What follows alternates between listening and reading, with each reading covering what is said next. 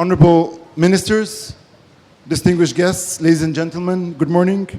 My name is Ahmed Abdellatif. I'm the director of the Cairo International Center for Conflict Resolution, Peacekeeping and Peacebuilding, CCPA, affiliated with the Egyptian Ministry of Foreign Affairs, and which also acts as the secretariat of the Aswan Forum for Sustainable Peace and Development.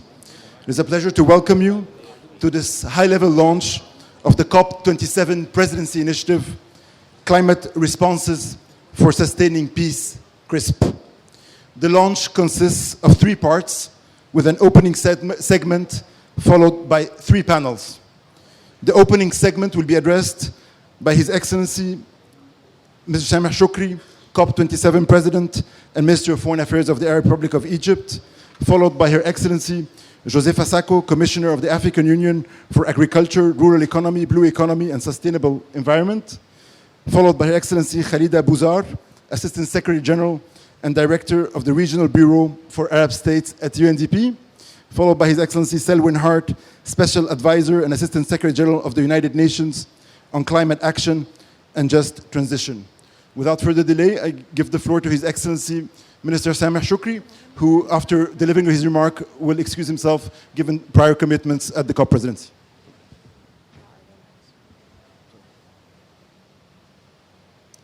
Your Excellencies, ladies and gentlemen, it gives me great pleasure to welcome you today at COP27, the COP of implementation, to launch the COP27 Presidency Initiative, Climate Response to Sustaining Peace.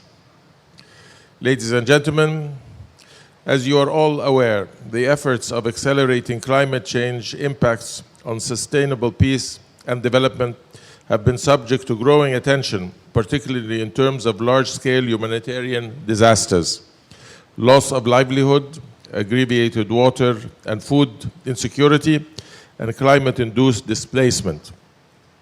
In this regard, it is estimated that more than 100 persons could be displaced by climate change in Africa by 2050 in search of safety and better livelihood opportunities.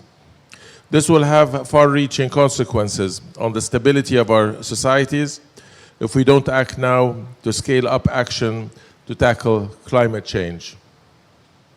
Earlier this year, the 6th IPCC report on climate change 2022, Impacts, Adaptation, and Vulnerability, emphasized the need to holistically address the nexus of climate-related vulnerabilities, fragility, and conflict risks. And here in Egypt, the 3rd edition of Aswan Forum for Sustainable Peace and Development last June also focused on this topic and underscored the need to move from analysis to action. In this context, and Egypt being a long-standing champion of climate cooperation and peace building, the COP27 presidency is launching today an initiative titled Climate Response for Sustaining Peace, which was developed by the Cairo International Center for Conflict Resolution, Peacekeeping and Peacebuilding, with the support of the United Nations Development Program. The initiative aims to ensure the integrated climate response contribute to sustainable peace and development in Africa. It also seeks to advance the realizations of the 2030 Agenda for Sustainable Development, the African Agenda 2063, we want the African Climate Change and Resilience Development Strategy and Action Plan of 2022-2032. This initiative marks the first time ever a COP presidency comes forward with an initiative that tackles the interface between climate change and peace, making it an important milestone that reflects Egypt's high level of ambition for COP27 and a testimony to Egypt's commitment to strengthening multilateralism and international cooperation in a positive and inclusive manner. With an initial 5-year time frame, CRSP will be implemented in collaboration with a broad range of partners and stakeholders across 4 pillars: strengthening the climate adaptation and peace-building nexium. Second, sustaining peace through climate-resilient food systems. And third, advancing durable solutions to the climate displacement nexus. And four, accelerating climate finance for sustaining peace. Ladies and gentlemen, global pledges to support the pressing need for African countries to adapt to climate change cannot be realized without scaling up climate finance, particularly doubling adaptation finance in line with the Glasgow Pledge. Africa receives no more than merely 4% of the global climate financing, and only 20 to 25% of this amount is directed towards adaptation, which is also critical for Africa to address the growing impacts of climate change that can potentially aggravate conflict dynamics and underlying fragilities, thus hindering efforts to achieve sustainable peace and development. Furthermore, the addition of an agenda item on funding loss and damage is also a positive signal in the right direction, which is also relevant to our efforts in this area. The CRSP initiative aims to contribute to closing this persistent financing gap by mobilizing partnerships and measures that advance tailored climate finance that also positively contributes to peace building in Africa. I wish to express our appreciation to all the countries and organizations which have expressed interest to support the initiative and partner with it, and which are present at the launch today. A word of thanks in particular for the African Union Commission and the UNDP for their steadfast support. It is thanks to the commitment of you all to global action on these issues that we will be able to take it forward working together.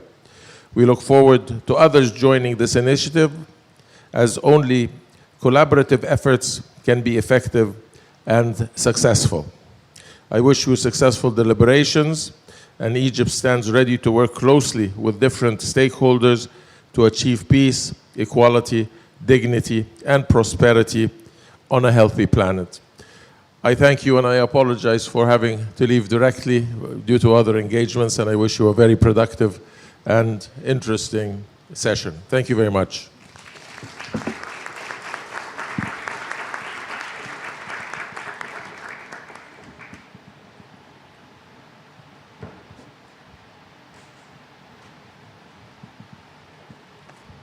Thank you, Your Excellency, Minister Sameh Shukri.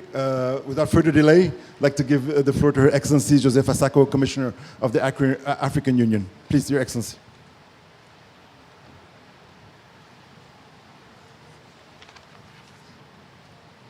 Thank you, my dear brother moderator, for giving me the floor. Good morning, every one of you. Your Excellencies, distinguished participants, ladies and gentlemen, all protocol duly observed. On behalf of the African Union Commission, I'm delighted to be invited to this very important event, which will stand out as one of the main deliverables of COP27. Let me use this opportunity to thank the government and the people of Egypt for an outstanding event so far. The country has delivered so far in hosting what has been dubbed an African COP or implementation COP. Egypt really prepared, and we are reaping the benefits. It is on record that Egypt collaborated with the African Union to hold 7 African Climate Dialogue series to prepare for this event. So we are really well prepared and well informed on what we are doing here. We know our positions, we know our priority as a continent most affected by the impact of climate change.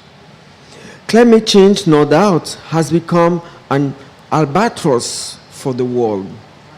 It is disseminating every country and every sector, fueling conflict as a threat multiplier, and revising all our development gain for the past 5 years. It is no longer news that Africa contributing the least of the climate crisis, with merely 4% of global carbon emission. It is also the most vulnerable of its devastating impact, accounting for 9 out of 10 most vulnerable countries in the world due to the continent's limited adaptive capacity to cope, because we are not investing on adaptation. That is why we always say our first priority, it is adaptation for our continent. What is needed, therefore, is a comprehensive and integrated response like the initiative put forward to us today by the Arab Republic of Egypt.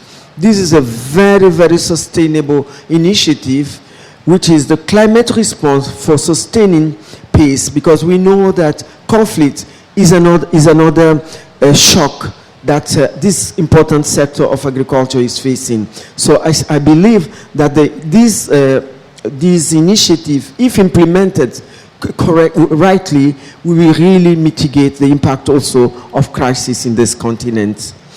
One cannot fault any of the 4 listed priority or pillar with gender, youth, and vulnerable community, those bearing the brunt of climate change as a cross-cutting issues. So it's really mainstream as an initiative, and I really commend the Arab Republic of Egypt.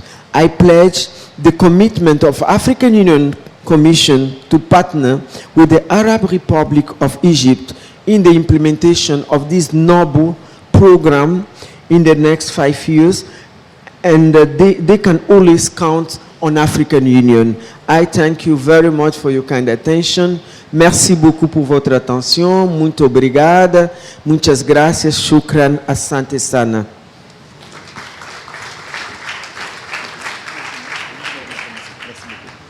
Thank you, Your Excellency. And without further delay, Her Excellency Khalid Abouzar, Director of the Bureau of Arab States at UNDP. Please, Your Excellency.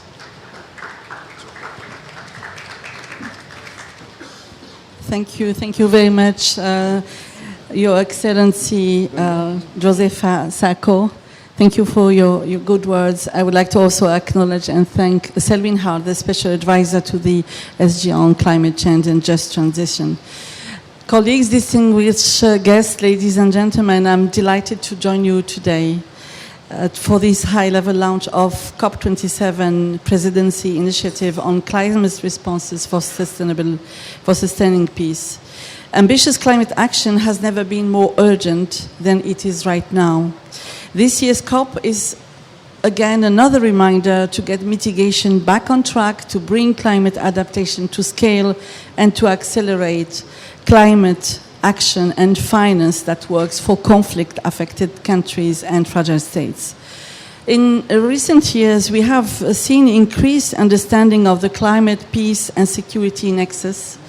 This includes recognition within the UN Security Council, the African Union Commission, the Pacific Island Forum Secretariat, NATO, without forgetting the ASWAN Forum, among others, as well as efforts to bring together different communities and stakeholders. As UNDP, and on behalf of UNDP, I would like to say that we have been proactively working towards this aim. We are the largest implementer within the UN system of climate change adaptation and mitigation action, as well as conflict prevention and peace building. And as such, we bring an extensive portfolio of integrated support to countries that cross this nexus.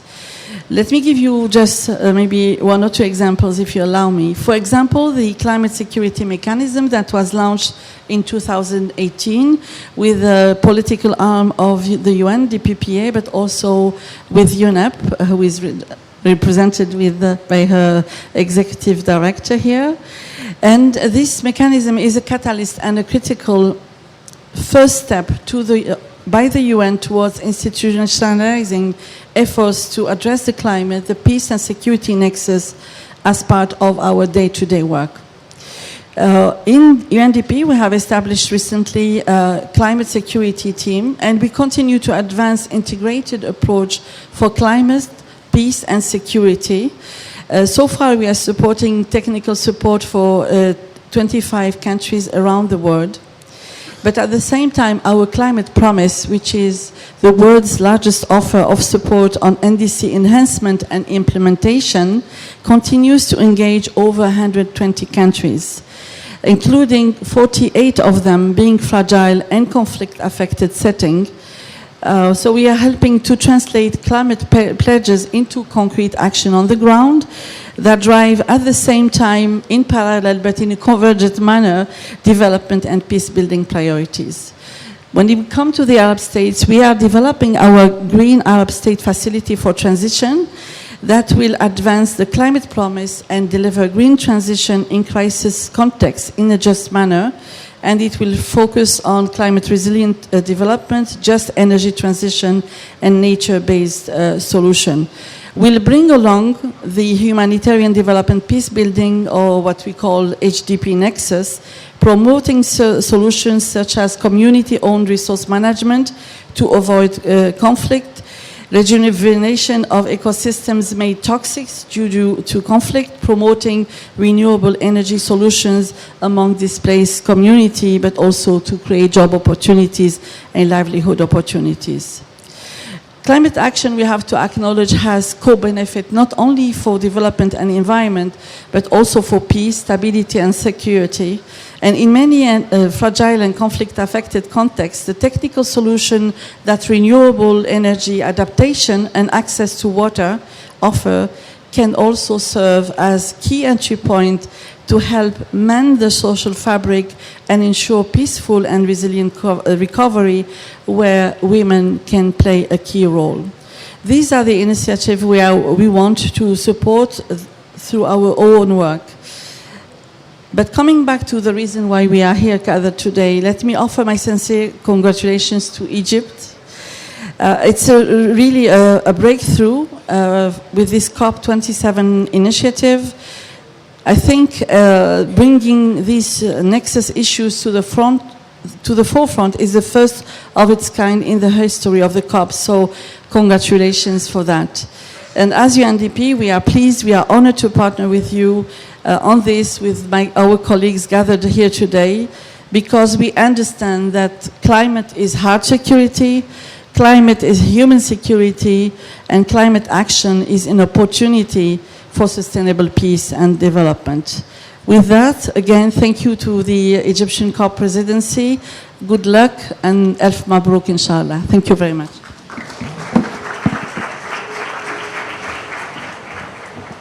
Thank you, Your Excellency. And now I give the floor to His Excellency Selwyn Hart, Assistant Secretary General and Special Envoy for Climate Action. Really great to see you, and thank you so much, Ambassador Abdul Latif, my very good friend for many years. Always a pleasure to share a stage with my great colleague and friend, Assistant Secretary General, Her Excellency Khalida Boussar, Director of the Regional Bureau for Arab States of UNDP, and really great to meet you, Madam Sacco, Commissioner for Agriculture, Rural Economy, Blue Economy, and Sustainable Development for the African Union, and great to see the Executive Director of UNEP and my very good friend Inger Anderson, and so many familiar faces and friends. Colleagues, first let me start by congratulating Egypt for taking this extremely bold step. As Minister Shukri rightly said, this is the very first time that we've seen, within the context of a climate change meeting, within the context of a COP, this really direct link between climate and peace and security. And it was really a very bold call, and I wish to congratulate our colleagues from Egypt, and especially the Cairo International Center for Conflict Resolution, Peacekeeping and Peace Building under my friend's leadership. And it is absolutely clear that the intersection between climate conflict and peace and security is getting significantly worse. But let me be frank. The reality is that we are losing the war against the climate crisis, and this will significantly exacerbate the impact of climate on international peace and security. Global emissions continue to rise. We are seeing backtracking in many of the key economies in response to the war in Ukraine. The oil and gas companies continue to spread mis and disinformation, even as they reap hundreds of billions in profits. And as the Secretary General has said, our continued addiction to fossil fuels represents a significant threat to international peace and security. That is why it's absolutely essential that we use this moment in time, this opportunity, to undertake a massive global effort to invest in renewable energy.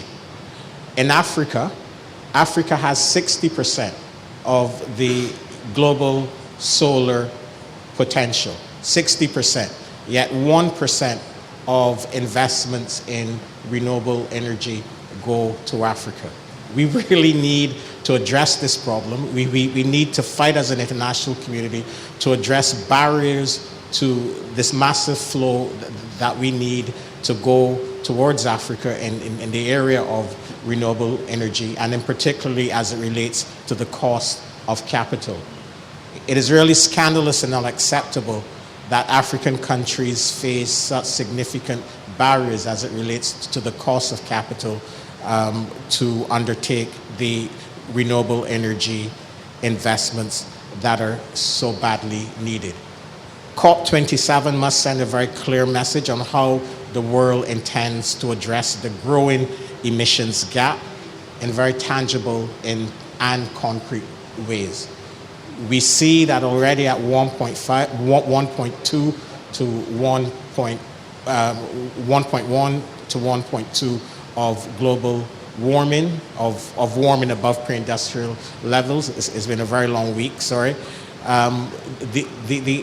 The impacts are exacerbating, and Africa is on the front lines of this crisis.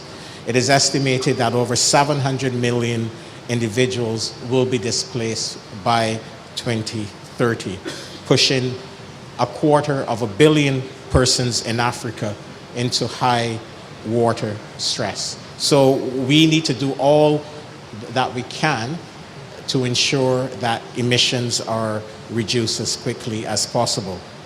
And as I said before, Africa is on the front lines of the climate crisis, yet it only receives a meager portion of finance to address its growing adaptation needs. The UNEP Adaptation Gap Report estimates that adaptation costs in the developing world will rise or could rise to as much as $340 billion a year by 2030.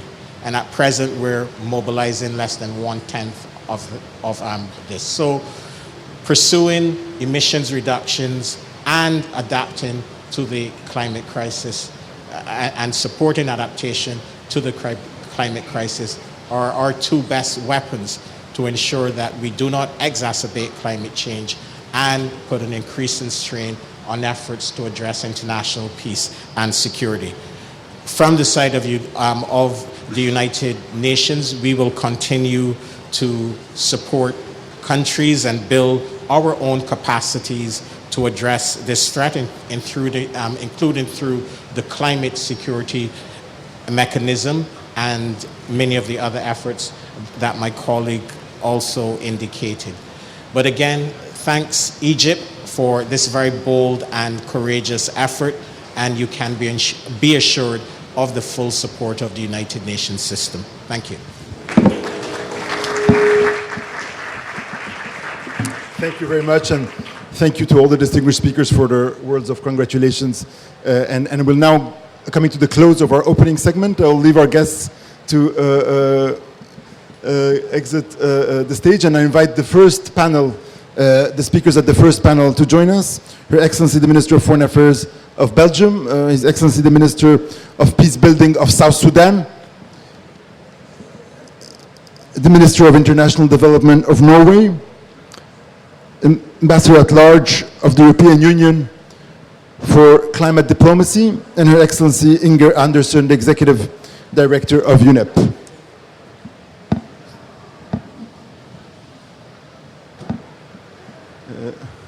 Yeah. Thank you. Thank you. Thank you.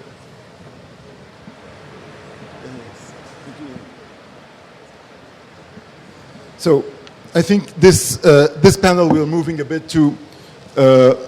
I think the Minister of Mauritania, please. Yeah, please. Sorry. So we're moving a bit to the thrust of the matter. I mean, all the panels will combine countries who are facing the challenges at the intersection of climate, conflict, and development, as well as international partners. We put to the speakers a number of questions, so you are aware. Well, first, what are your aspirations to address this important interface? How can the CRSP initiative contribute to that? And in your view, what could be your contribution to taking forward this momentum and this drive? And finally, maybe if there's time, one measure you would see within this initiative or that you would suggest should feature there to take it forward. And without further delay, I will start with the Minister of Peace Building of South Sudan and give you the floor. If you wish, you can speak from here or from the... Thank you, Your Excellency. Thank you, Ambassador Abdelatif. Your Excellencies,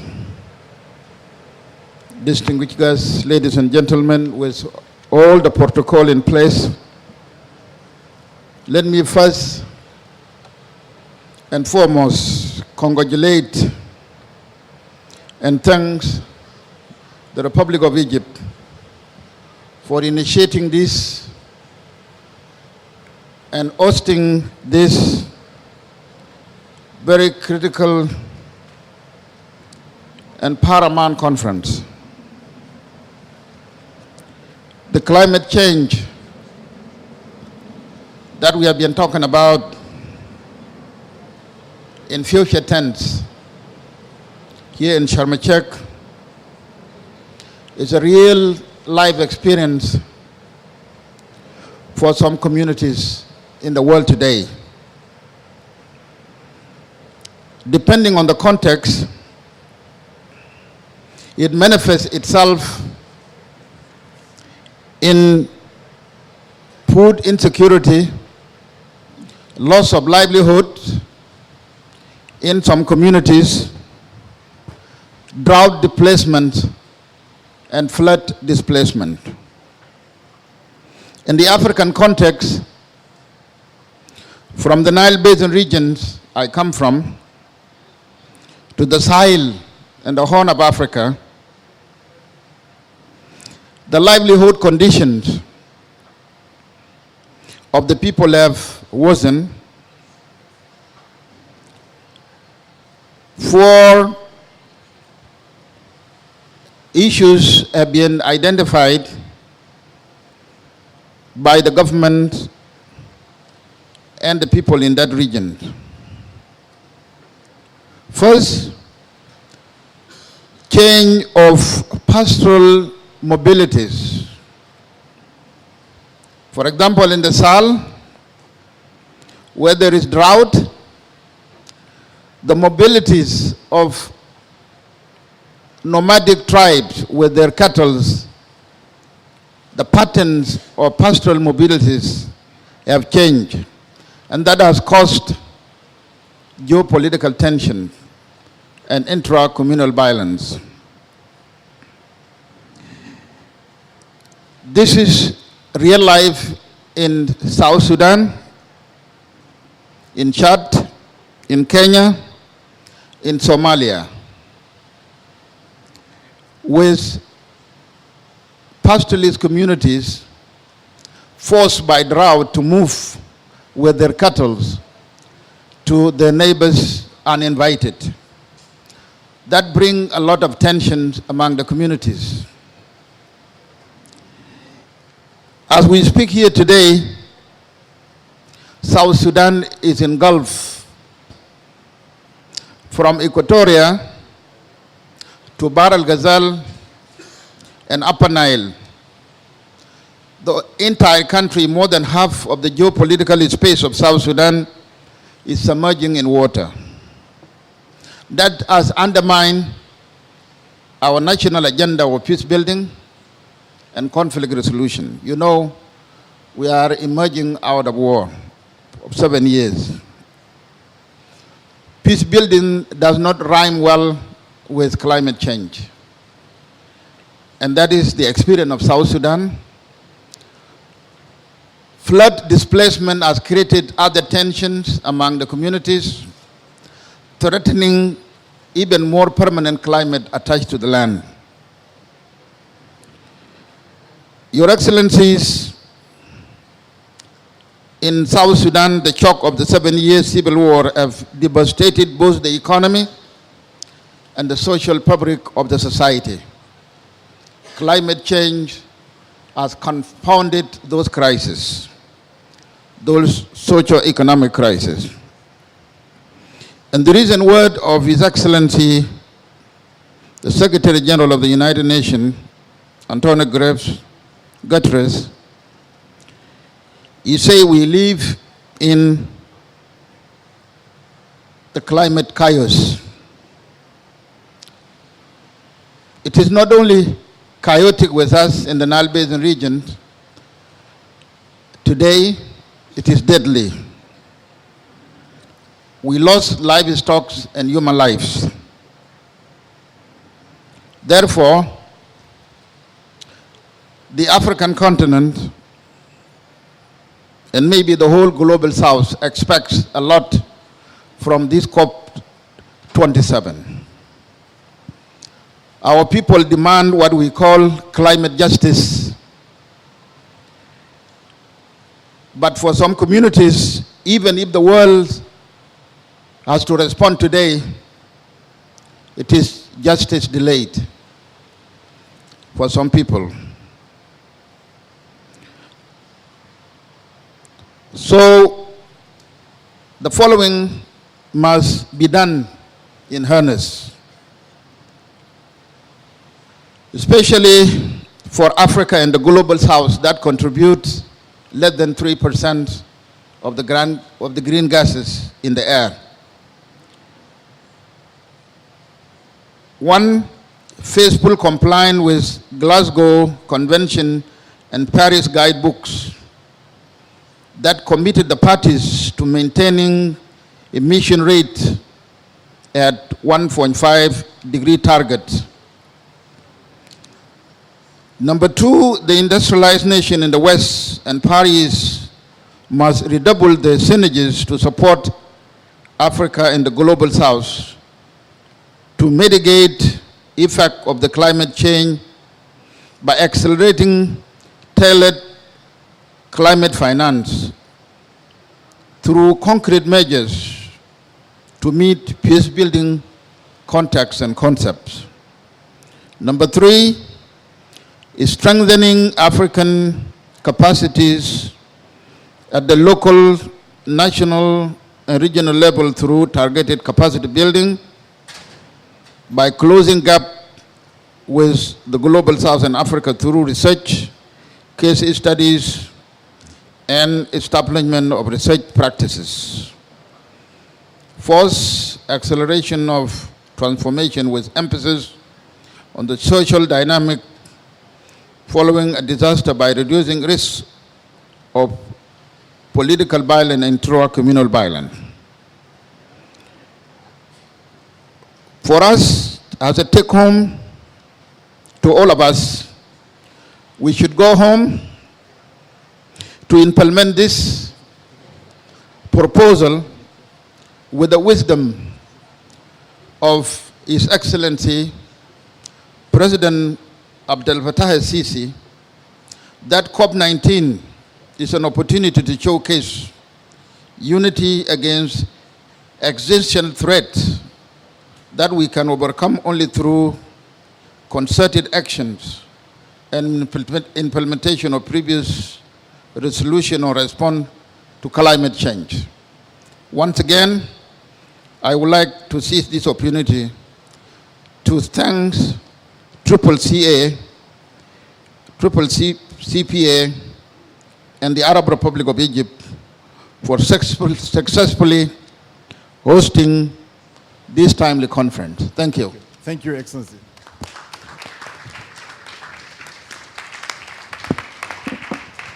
Thank you, Your Excellency. You've put us right a spotlight on where the problem is. South Sudan is probably one of the most emblematic countries where we face challenges in this intersection of climate change, peace, and development. And without further delay now, going to Her Excellency, the Minister of Foreign Affairs of Belgium, Her Excellency Haja Labibu, also a country who's been engaged in this discussion. Thank you.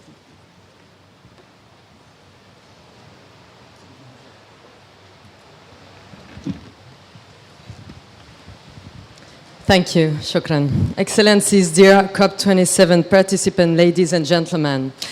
I would like first to thank and congratulate the Egyptian COP presidency on launching the Climate Response for Sustaining Peace initiative. It is very timely and well chosen, all the more as it is launched here on African soil and as it is well focused on African approach. We all know by now how devastating climate change can be and how extensive the impact on the livelihood of people. We all have witnessed sudden events like tropical storms or flood in Pakistan, Nigeria, or to a lesser extent in my own country, Belgium. We can observe it all around the world with the upset of seasons also.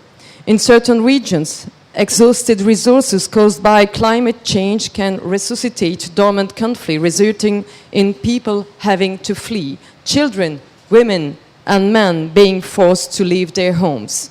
It's a vicious circle that has consequences for both continents, Africa and Europe. We cannot ignore the tragic plight of the displaced and the consequences it has in both their country of origin and destination. To help avert this, peace building and conflict prevention have been at the center of Belgium's foreign policy and in our diplomatic action.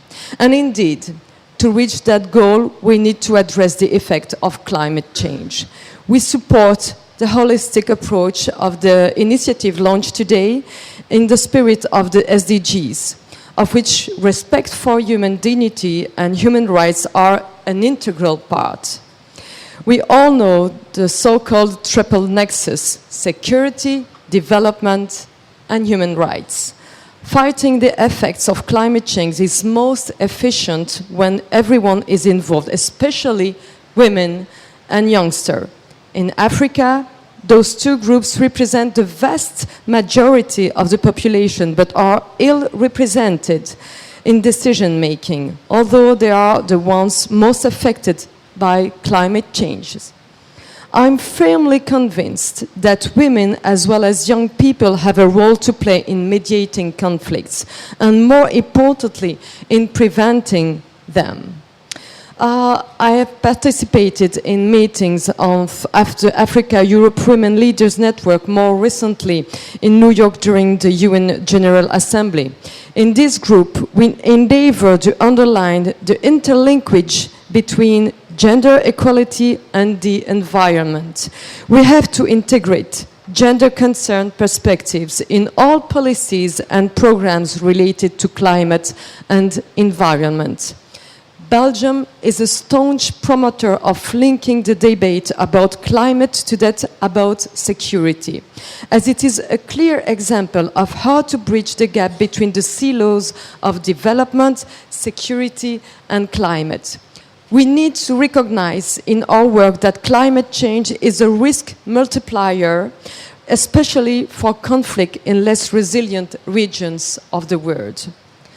Belgium is taking its responsibility. our country provided more than 700 million euro over the period 2030-2020 on climate finance alone.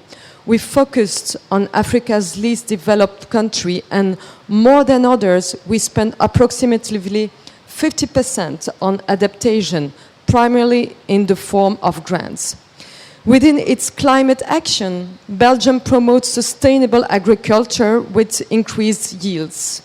It is a key way of preventing conflict. On a continent where farming remains by far the main occupation in rural areas and where population is growing fast, the competition for land and water generates new conflicts.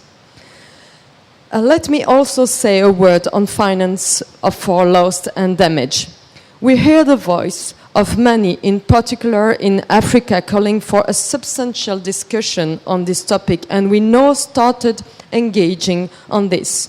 Within its renewed cooperation program with Mozambique, Belgium provides 2.5 million euros to this end.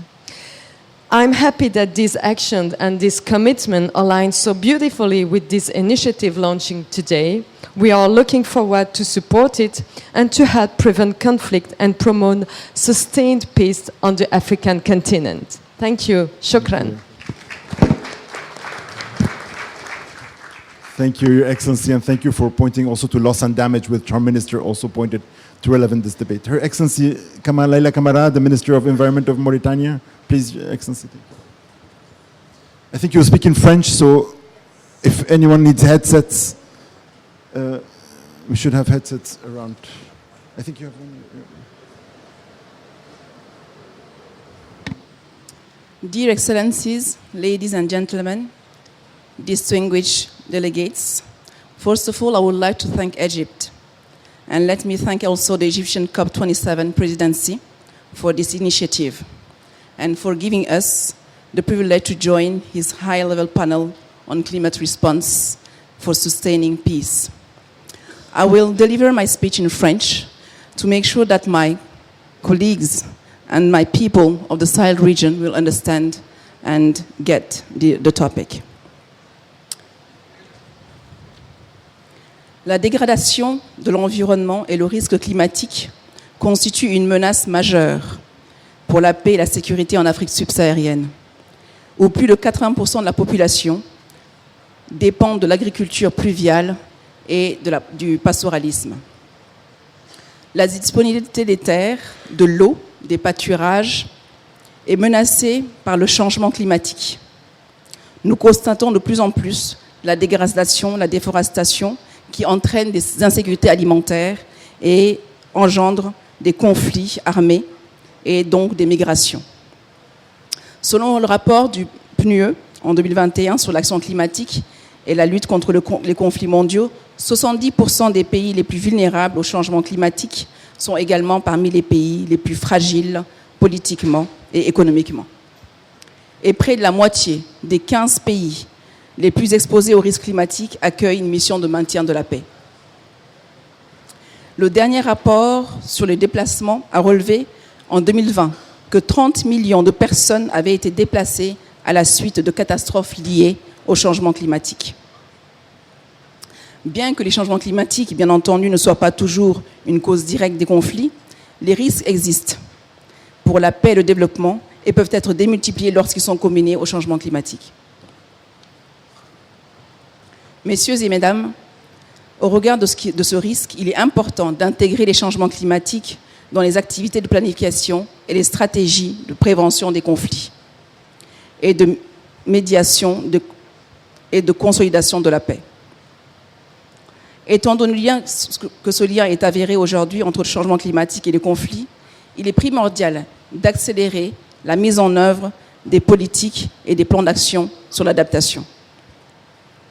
La place des femmes dans ces changements, dans ces programmes d'adaptation pour la résolution des conflits est centrale, et également la place des jeunes. Elles sont souvent les premières victimes de ces conflits du fait de leur extrême vulnérabilité.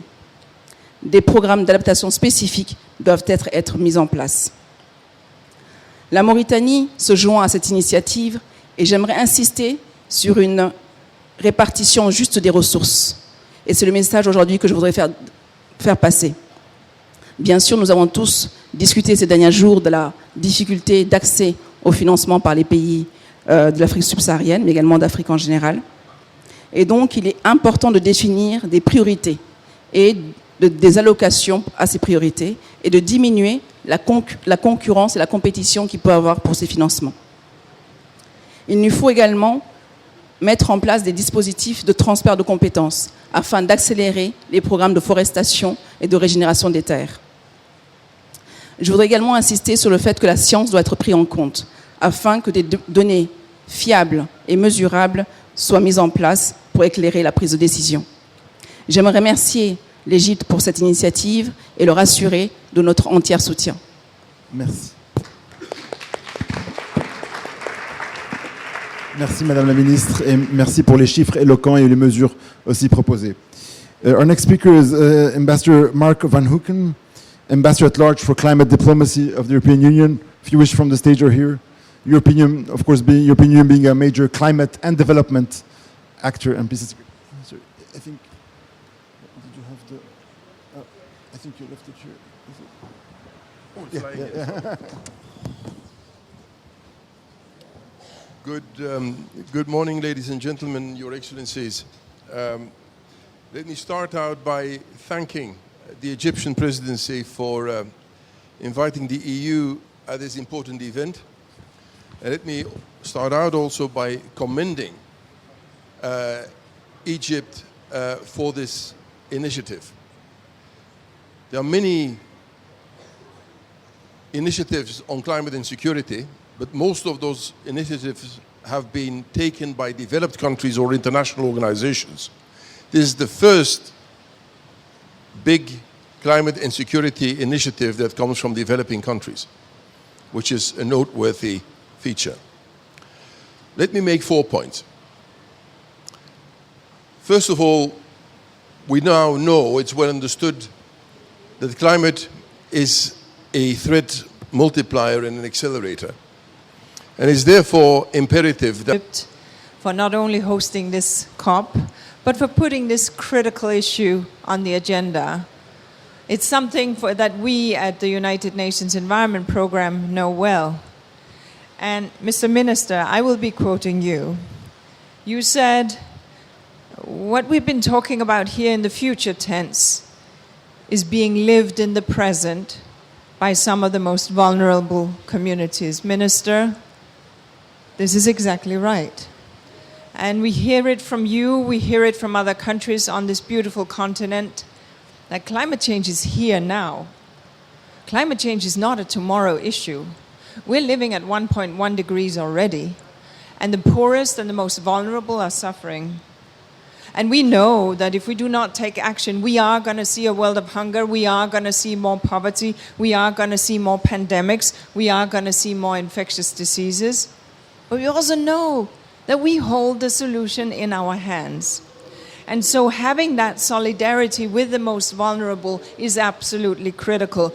Out of the 15 countries where the United Nations has peacekeeping forces, 8 are amongst the most climate vulnerable. This is not a coincidence. You pull the proverbial rug from under the feet of a society and it collapses. So if it is agricultural productivity, if it is flooding, if it is drought, obviously then there will be either out-migration, there will be either internal displacement, or indeed, as we heard His Excellency say, there will be communal conflict because uninvited visitors come to graze their cattle in other people's grazing lands.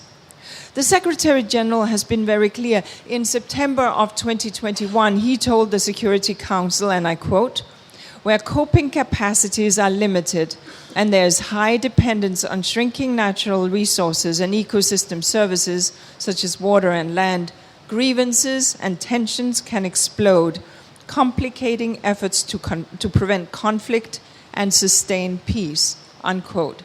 This is from the Secretary General in the Security Council. And so when Egypt put this topic on the agenda, you made a very bold and brave step. I think that it's very clear. We've talked about loss and damage. We've talked about financing. Frankly, I'm one of the ones who've been in the single-digit COPs when we didn't have 2 digits next to each other, but just one. And we've been talking about this for some time. But as long as we continue to procrastinate, the longer and the higher the bill will be, and the more the poor will pay that bill.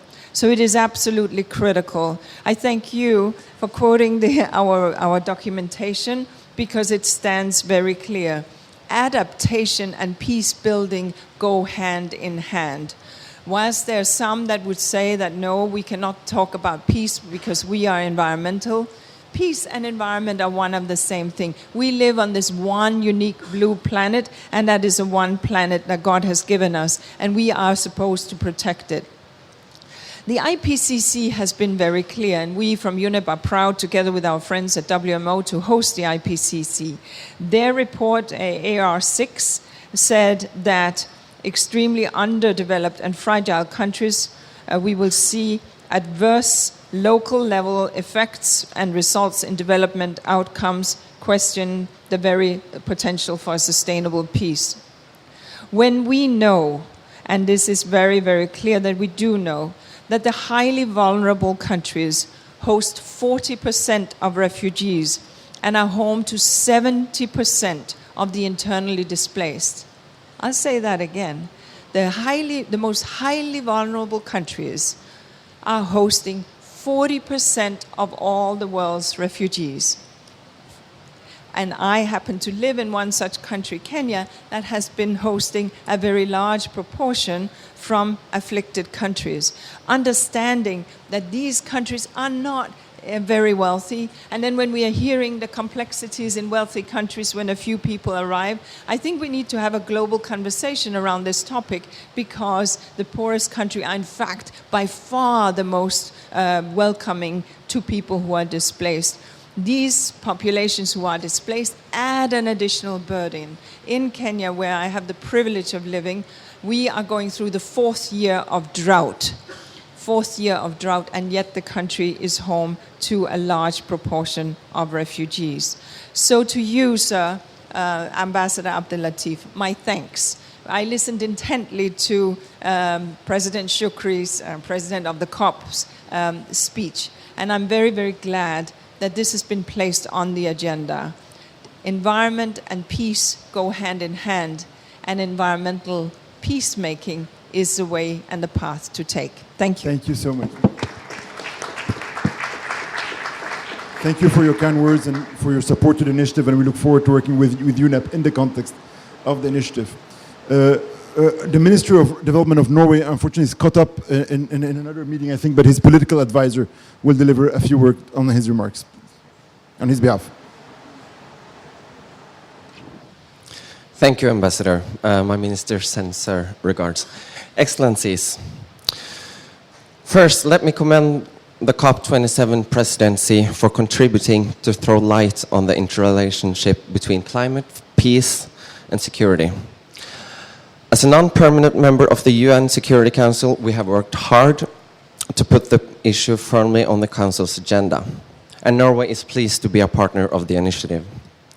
Today, no nation or community can find lasting security without addressing the climate crisis. The risk that the impacts of climate change pose to peace and security are real and present. The climate crisis is a key security challenge facing us all. However, climate change is rarely the root cause of conflict, but its cascading effects makes it a systemic risk. We see impact of climate change such as floods, drought, heat waves, and sea level rise. These changes affect human security as climate change converges with other global pressures. Africa is the most vulnerable continent. Impacts are further aggravated by limited adaptive capacity. Impacts are also compounded by the effects of the COVID-19 pandemic and the ongoing food, fertilizer, and energy crisis. Half of the 20 countries that are considered most vulnerable to climate change are affected by armed conflict. Climate change, conflict, displacement, and hunger exacerbate each other. These impacts of climate change cannot These impacts of climate change are not evenly distributed. It affects disproportionately the poorest and the most vulnerable populations, in particular women and children. So what can we do? Achieving the Paris targets are our first line of defense. We all need to raise our ambitions, and COP27 needs to send a clear signal to the world. Global stability, human development, and prosperity depend on our collective response to addressing climate change.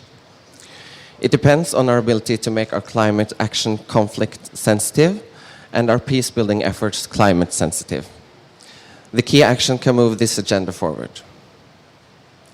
First, we need to ensure that we coordinate our action across three key policy sectors: climate change adaptation, development, and peace building. For this to happen, we need climate-related factors to be included systematically into political risk analysis, early warning, and engagement in the field.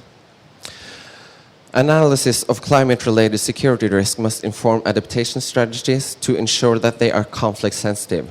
Climate and security must be viewed as an integral part of crisis and conflict prevention, and as an essential component in peace building. Second, we need to build climate-resilient communities, infrastructure, and livelihoods. This can prevent tensions and avoid return to conflict. Doing so will require a steep increase in financing for adaptation, resilience, peace building, and early warning. Norway will do our share. We will double our climate finance and at least triple our support to climate adaptation by 2026.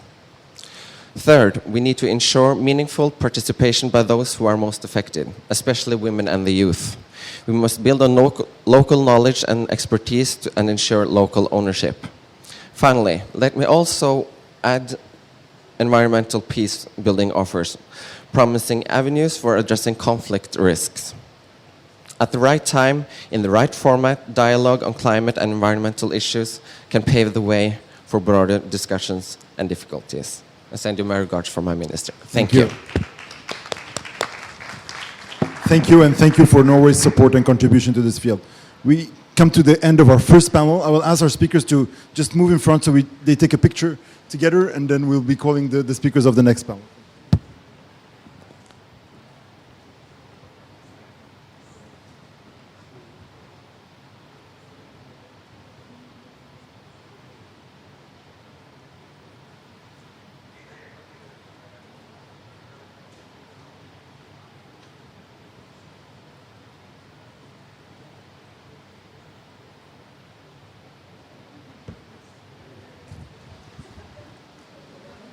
Thank you very much. Thank you to our distinguished speakers, and we move to the next panel. I'm delighted to call the Minister of Somalia of Environment, who is Her Excellency Khadija Mohammed El Makhzoumi. Please, Your Excellency. Minister of Ireland, Colin Brophy, Minister of State for Overseas Development Aid, Diaspora, the Department of Foreign Affairs and Trade, His Excellency Matthias Frumery, Chief Climate Negotiator of Sweden, Excellency Vice President of the African Development Bank, Mr. Kevin Uraman, please, Your Excellency, Mr. Kamal Amakran,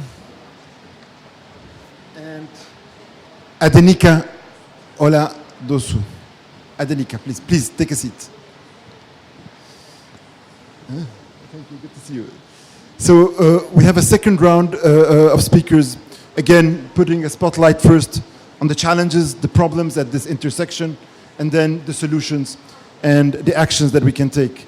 Very delighted to have Your Excellency Minister of Somalia, a country also like South Sudan, close to our hearts, in Egypt, and over to you a bit on the challenges you face at this intersection of climate change, peace and development. I think you want to talk you can talk from, okay, thank you.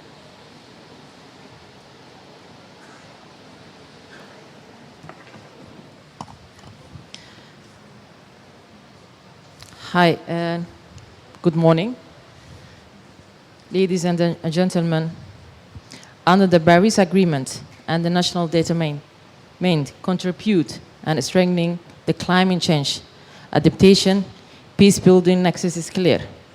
The interface between the climate change and sustaining peace is the context.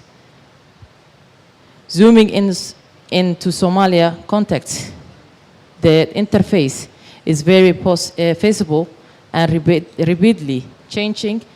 60% of our population are rural communities, means they are pastoralist, agricultural and river communities. These communities depend on natural resources for their livelihood, and the impact of the climate change on water and pastoral resource, livestock, producing of the value of a fishery and farming is severe. These natural resources are either depleting or hard to maintain. Therefore, our goal to address the interface is to rebuild and sustaining rural livelihood system to minimize urban poor and the climate change costed IDPs. And we focus on reviving and regeneration of the rural livelihood system. We can introduce further forage and pasture protection in the rural area. To maintain the livestock assist, federal government Somalia had to put into place strategic and policies favorite for such as a program. We focus and facilitate communal resource sharing and conflict dynamic dialogues between the communities and collect data on the conflict caused by the climate change, pasture, and the water scarcity is approach will be given. The government to introduce and implement conflict-sensitive program approach. The federal government of Somalia putting up a consultation process, and we are established grassroots community and prioritize knowledge and the learning hub. Thank you. Thank you. Thank you so much and for your remarks on the situation in Somalia and the challenges there, particularly at the community level. Minister Brophy, please, over to you.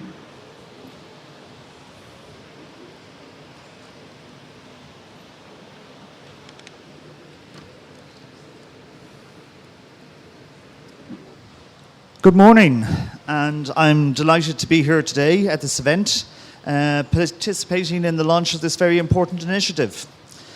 The aim of the Climate Responses for Sustaining Peace initiative are to ensure that there's an integrated climate responses contribute to sustainable peace and development. And that is a very important one and aligns with the work that Ireland has been doing in this area. Ireland's approach to climate and security has two key tenets. First, we aim to support a more positive framing of the topic, focusing more on peace. While climate change can certainly be a risk to security, climate action can also help to build peace. And good peace building and good peacekeeping should include climate considerations. This is why we believe that the inclusion of climate in discussions such as at the UN Security Council and in other areas will strengthen conflict prevention and help build peace. Secondly, we take a practical and action-orientated approach. So if we approve a resolution at the UN Security Council, and Ireland just currently sits on the UN Security Council, we believe if that resolution includes a strengthened focus on climate, we want to make sure that there are resources there to back that up. And that's why, for example, we are funding a climate advisor in the UN mission to South Sudan to help integrate climate into peace building and peacekeeping there. I visited South Sudan actually in September and bore witness to the really devastating impact of the floods and the effect that is having on every aspect of daily lives of communities. I'm glad to say that climate change is increasingly recognized as a key factor in global insecurity and conflict. Of course, the link between climate change and conflict can sometimes be indirect, non-linear, or multidimensional, which makes it difficult to measure the extent to which climate factors trigger or influence conflict. Factors also like political instability, food insecurity, economic vulnerability, and large-scale migration also often drive conflict. They themselves are impacted, though, by climate change. So it's not straightforward, but at the same time, the link between climate and peace and security is a real and critical one for us to address. And as I mentioned earlier on, I was in the Horn of Africa recently, and on a first-hand basis, can I tell you, and I heard it echoed by some of the earlier speakers here today, there is no question that what is happening in terms of these issues is climate-related. And it's not climate-related for the future, it's climate in terms of change that has already happened. And anybody, I believe, who cannot see fundamentally the impact in terms of security that climate is going to have, has had and will have, just needs to see firsthand what happens when a community's entire existence is wiped out and there is nothing left for them. But however, unfortunately, we do not have full agreement on how to reflect the linkages between climate and security at the UN Security Council. As many colleagues here will know, we worked very hard last year at the Security Council to put forward a resolution on climate and security, along with Niger. The resolution, although ultimately vetoed by the Russian Federation, had an enormous amount of support from General Assembly members. It had 113 co-sponsors from across all regions of UN membership. That's actually the second highest level of co-sponsorship of a resolution in the history of the UN Security Council. And obviously, we were disappointed that the resolution did not proceed. But we are strongly encouraged by that particular level of co-sponsorship. Other substantial progress has been made throughout Ireland's tenure at the Security Council, including through meetings of the informal expert group on climate and security and in several high-level debates. These were further strengthened the evidence base on climate and security and highlighted the ways in which the Security Council can address the issue within its mandate. Now, it is important to stress that in seeking to progress this work on the Security Council, we recognise that there are other important fora for addressing the challenge on how climate and peace interact, including this initiative here today. But in parallel with this important diplomatic and policy work, Ireland aims to take a practical and action-orientated approach to commit resources at local level, at country level, on the nexus between climate change, peace and security. This is also why we are keen on this new initiative, as I know that this is also your approach. So to give you an example of what this inclusion can look like, Ireland is currently supporting concrete action through actually our partnership with International Alert in a very interesting project called Power Peace Through Climate Action. This programme will bring together climate action, peace-building approaches in climate-vulnerable and conflict-affected contexts in Kenya and Nigeria. It's a pilot programme, and looking at how basically climate adaptation can be mobilised as a neutral entry point to bring together groups of people who actually are in conflict with each other. Because we believe that the risks to peace of climate change will only worsen in the years ahead. Thank you. This view was strongly reinforced with the release in October of the latest IPCC report. As climate impacts become more and more severe, they will increasingly contribute to instability and conflict. But so too will the opportunities for a virtuous circle between climate action and peace. We are delighted this initiative is kicking off at this critical area, and we need more resources and we need more ideas. So we look forward to working with the COP presidency and with fellow members on this initiative. Thank you very much. Thank you so much. Thank you, Excellency, and I really appreciated what you mentioned about the positive framing, because that is also the spirit of this initiative of talking about peace and a positive framing. I'd like now give the floor to His Excellency Matthias Frumery, Chief Climate Negotiator of Sweden, and also a country with which you have worked, particularly in the context as a partner of the ASWAN Forum. Over to you. Thank you.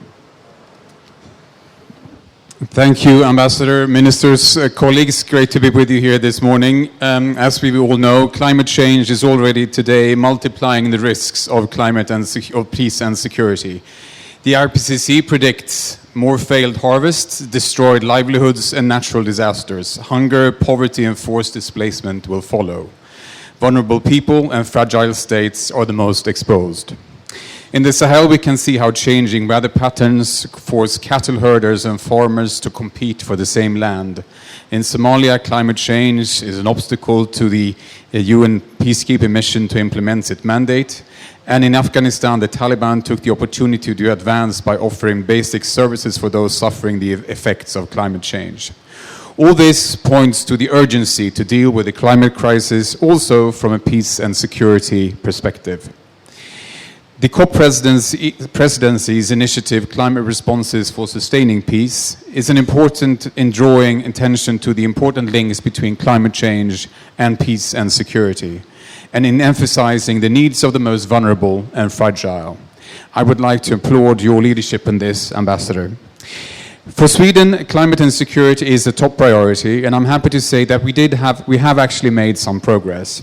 We've heard also the references to the Security Council, and in the UN we initiated the first Security Council resolution with clear language on climate and security, which had a focus on Lake Chad in 2017.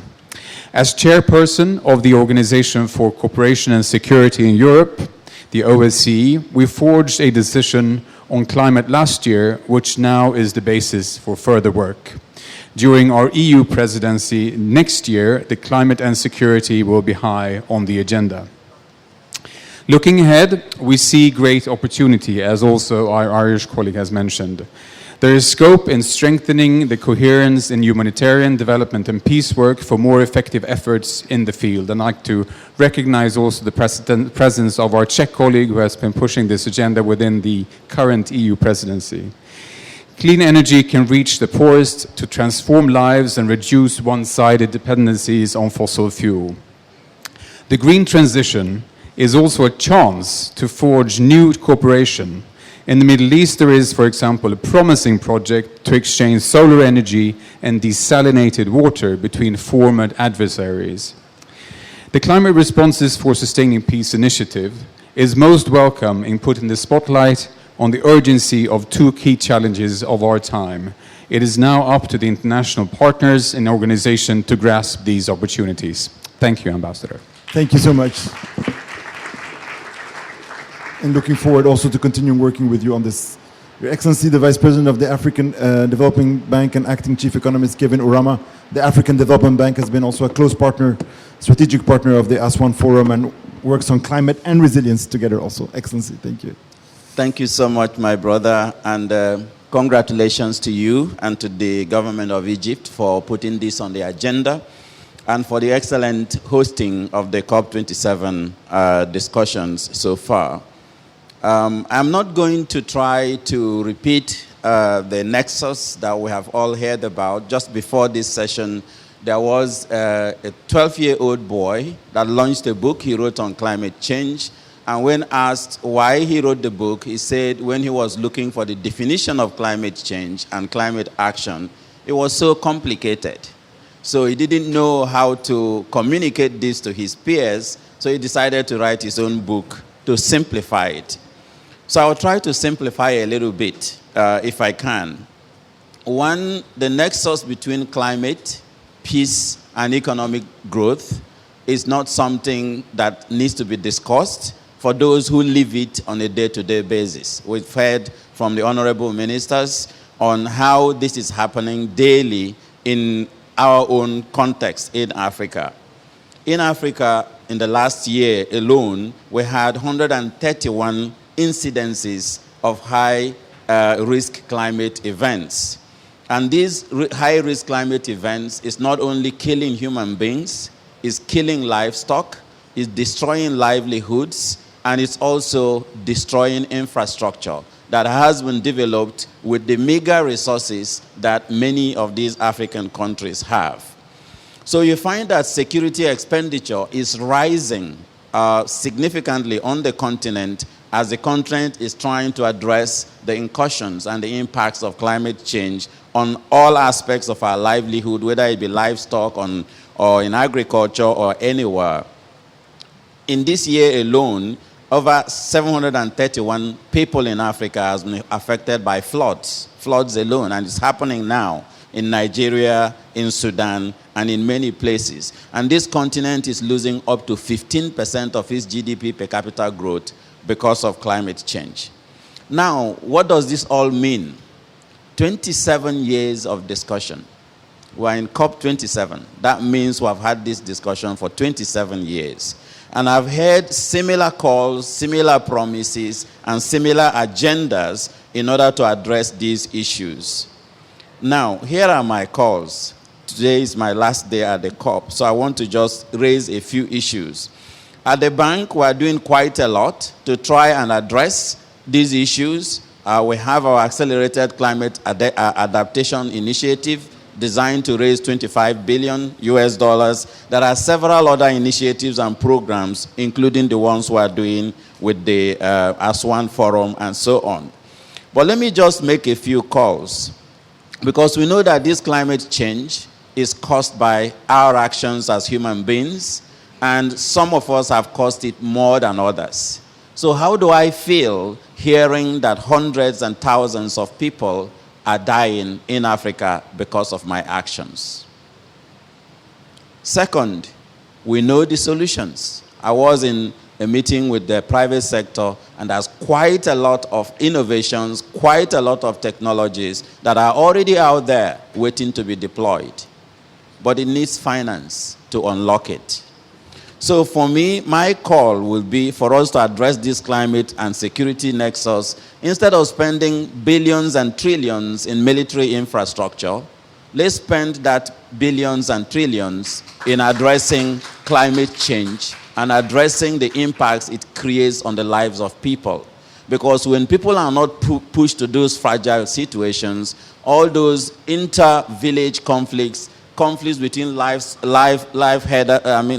herders and farmers may not happen in the first place. Why don't we nip the problem in the bud instead of spending billions in the military infrastructure, instead of trying to address the livelihoods of people? And then the other point I want to make is the common but differentiated responsibilities we have been talking about in these platforms of climate change.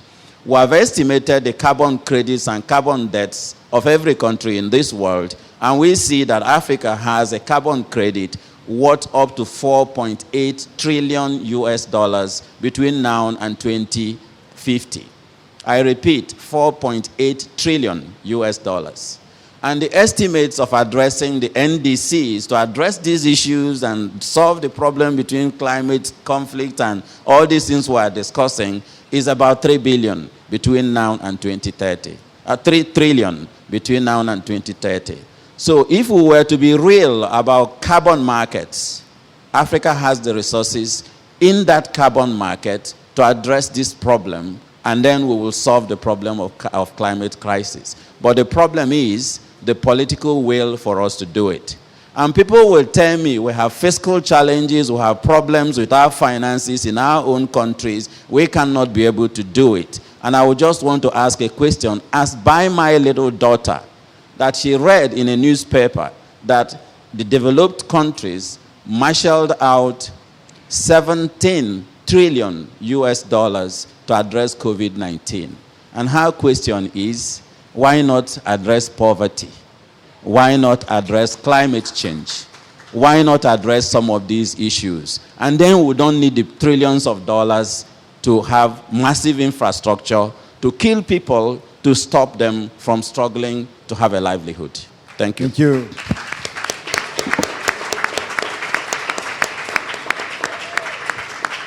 Thank you for this strong statement and for the leadership of the bank on many of these issues. Adenika, you're a climate activist from Nigeria, a country also that we are closely engaged with, and you're also very passionate about these issues. Over to you. Thank you. Thank you so much. All protocol duly observed. I'm really excited about the launch of this initiative because it speaks about the reality of Africa and beyond. In every hotspot region in the world today, there is always a climate-related risk involved. May I also use this platform to also call for the reformation of the United Nations Security Council to include an African country as its permanent member in its council. Because last year, a Security Council resolution was rejected that was aimed to integrate climate-related security response in its central component of the United Nations conflict prevention due to the fact that a veto power was used against it. And so to help this great initiative, to give it a greater chance of implementation stages through resolution, it will help if an African country is included in its permanent membership. Also, in Africa, climate change is already leading to armed conflict, not just conflict. And I am afraid that it might lead to the collapse of our democratic systems, due to the fact that the climate security is making it impossible for people to participate in democratic processes, such as voting, because they have lost their polling units to the impact of the climate change crisis, and they are displaced. Invariably, it's going to deprive people from exercising their civil rights. Climate change is providing an enabling environment that exacerbates conflict through the loss of livelihoods. So giving people food for those that are affected by the shrinking Lake Chad and other climatic factors, it's just like a fourth aid approach, but strengthening livelihood options become a long-term and sustainable solutions. We live in a world where peace is not just the absence of war, but the ability for us to sustain our livelihoods. So one of the classical examples of such is the Lake Chad region, which I'm passionate about, looking about the fact that if we could restore the lake and strengthen the livelihood option, it's going to build peace and security in the region. Invariably, people have been displaced in the region, close to 10.7 million people, and yet this leads to the rise of in-restitutionists within and in the borders, thereby making the entire population vulnerable to join armed groups in search for alternative. We are an egalitarian society where our natural resources become indispensable in sustaining our livelihoods.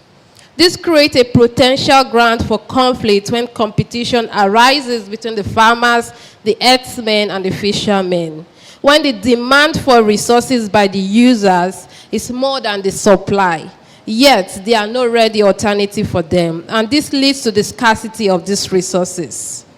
And the conflict of control of resources could result in ethnic and religious war, which is really happening in Nigeria, where we are seeing the clashes between the farmers and the herdsmen because they have a religion, a culture, identity, and thereby it makes it very difficult to resolve because people now see conflict as a religion issue or an ethnic issue, not even an environmental issue. And these loops are what violent extremists seize to gain more boundaries beyond the scale of Lake Chad, integral like Ethiopia, South Sudan, and the rest part of Africa. Also, studies have shown that individuals are more likely to be engaged in violence, be displaced, migrate, or even join armed groups, including extremist organizations such as Boko Haram, if they feel marginalized or mistreated. And so the ability to fight out violent extremists is not a demand of arms or weaponry, but the ability to strengthen people's belief towards the government meeting their externalities involved. And this will aid disarmament process rather than military action, because all of these are climate-induced security threats. So the loss of livelihoods is a risk multiplier that paves ways for a less peaceful world. So to give this a relationship between the governed and ungoverned areas as a tactic that the armed group used to win members of the community. This is why climate finance is important, because the more we are able to access finance, the more the capacity to adapt to the climate change crisis, to avoid ungoverned areas, nor the inability to provide alternatives. In the view of the armed conflict being generated in the Lake Chad region, as the founder of Elite Climate Action, I mapped out areas of safe places in the Lake Chad region arising from the climate change crisis to see how we could bring up workable solutions. And we find out that a peaceful place or a safe place is not only an area with dense resources, because we are seeing the clashes between the farmers and the herdsmen, but rather it is an area that is able to provide sustainable livelihoods for both the displaced people and the community members. So providing a safe place is a matter of giving people alternative livelihoods. And that is why migration takes place when there is no life supporting systems. As the area becomes dry, the safe place shrinks. Therefore, connecting the dots between conflict areas and the safe place is a factor of lost societal disorderliness. As a founder of Elite Climate Action Initiative, I'm ready to continue my contribution towards ending the climate change-induced conflict in Africa, especially the Lake Chad region. This is because nowhere is safe until everywhere is safe. And if Africa is not safe, Europe is not safe. Thank you. Thank you. Thank you for the great work you do at the grassroots level. Our next speaker is Kamal Amakran, Managing Director of the Global Center for Climate Mobility. Also someone who has a peace background, and also you have a pavilion here with a lot of events, and we had an event earlier together this week on sustaining peace in the context of the climate crisis. Over to you. Thank you very much, Ambassador. I would like to acknowledge the presence of our panelists and the words that were mentioned earlier. I will skip the preamble and go straight to the operational paragraphs because everything was said before. Everything was already acknowledged before. I would like to leave with you today three things. We need to anticipate, we need to plan, and we need to prevent. The data is there, the knowledge is there. We know now with high confidence, down to 15 square kilometers in the continent, where the climate shocks are going to undermine the livelihoods, the safety, and the economic growth of communities. These are at the essence and the driving forces of any tension, violence, or conflict. So we cannot hide behind the absence of data and knowledge. And we have these projections down to 2050. So the time is to start today in order to plan to prevent loss and damage. With this, we could actually build social cohesion, invest in common growth, and most importantly, sustain peace. Why do I finish my sentence with sustain peace? I have been a peacekeeper for over 15 years, and we have focused a lot on security. But as you all know, the shift happened in 2016, and sustaining peace has been the driving force, particularly when it comes to investing and nourishing peace. We need to ensure that social cohesion is in place where things still stand together before we lose the control of the situation. We know with high confidence that over 113 million people between now and 2050 will move in the continent. We know very well the continent is going to double its population. We know very well that the resources of the continent is diminishing.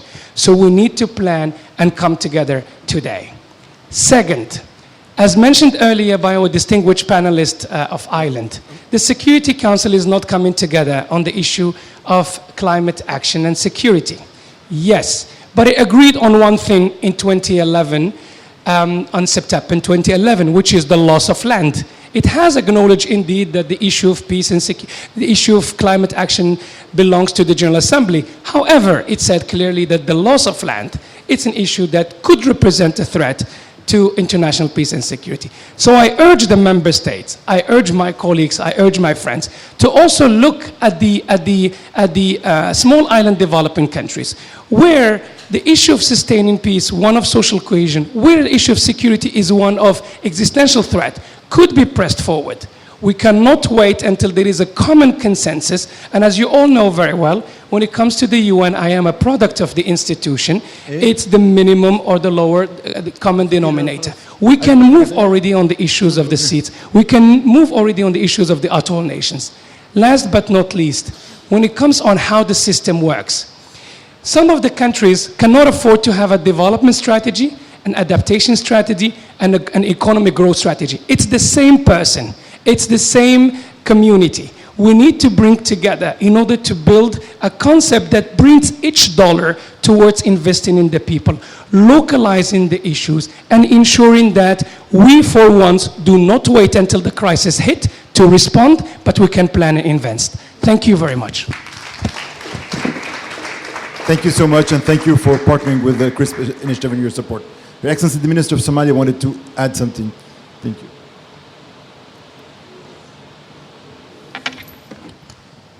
Thank you, Ambassador. I just want to add a few words about the Somalian for the close adaptation for the gap, free child, commitment, and the grant financing for Africa.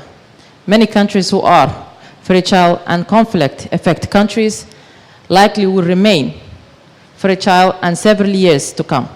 However, the currently party case of the partnership between the developed and developing countries continue as it is. This is free child will continue.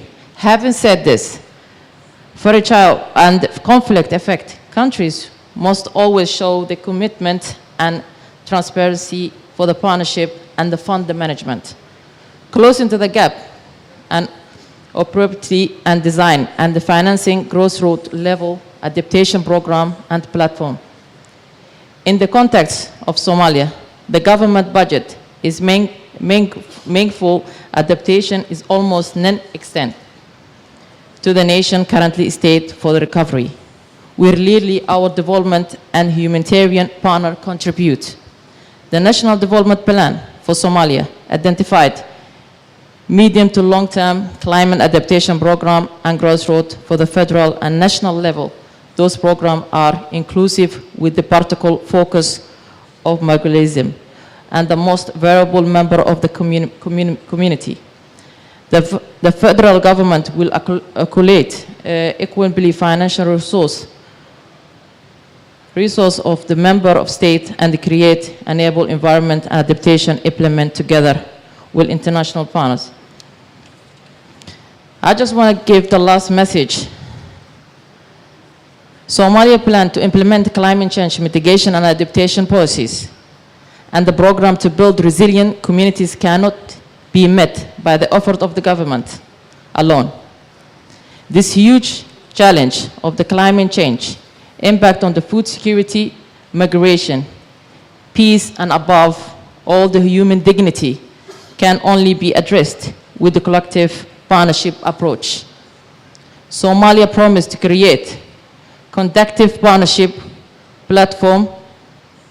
My humble assurance to you all that the federal government of Somalia had laid down to transparent and contributory partnership ground. It is therefore my belief that without hesitate and delay, our global partner will promptly respond to this call. Thank you. Thank you.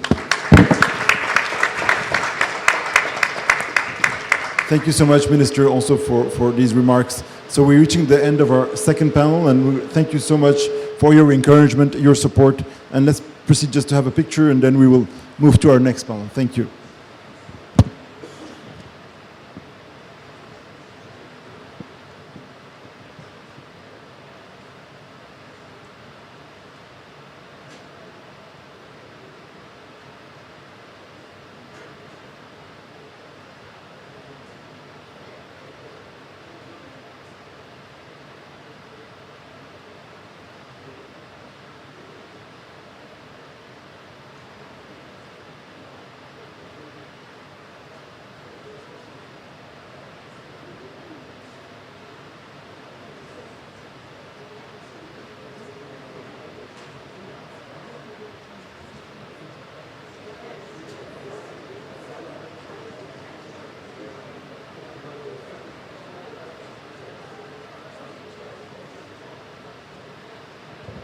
I call our next speakers Minister Lee from Gabon, Patrick Youssef, ICRC, Dina from IFAD, Caroline Dumas, Ambassador Caroline Dumas from IOM, Stephen Hammer from the World Bank. Please. Free seating. Thank you. So we start with you, Minister Lee White, Minister of Gabon, a country Egypt also works closely on climate negotiations with, and you yourself, you've been thinking a lot about these issues of climate, peace also, and security. So we're very appreciative of your presence for the launch of this initiative, and give you the floor for a few remarks, either from here or from okay, thank you.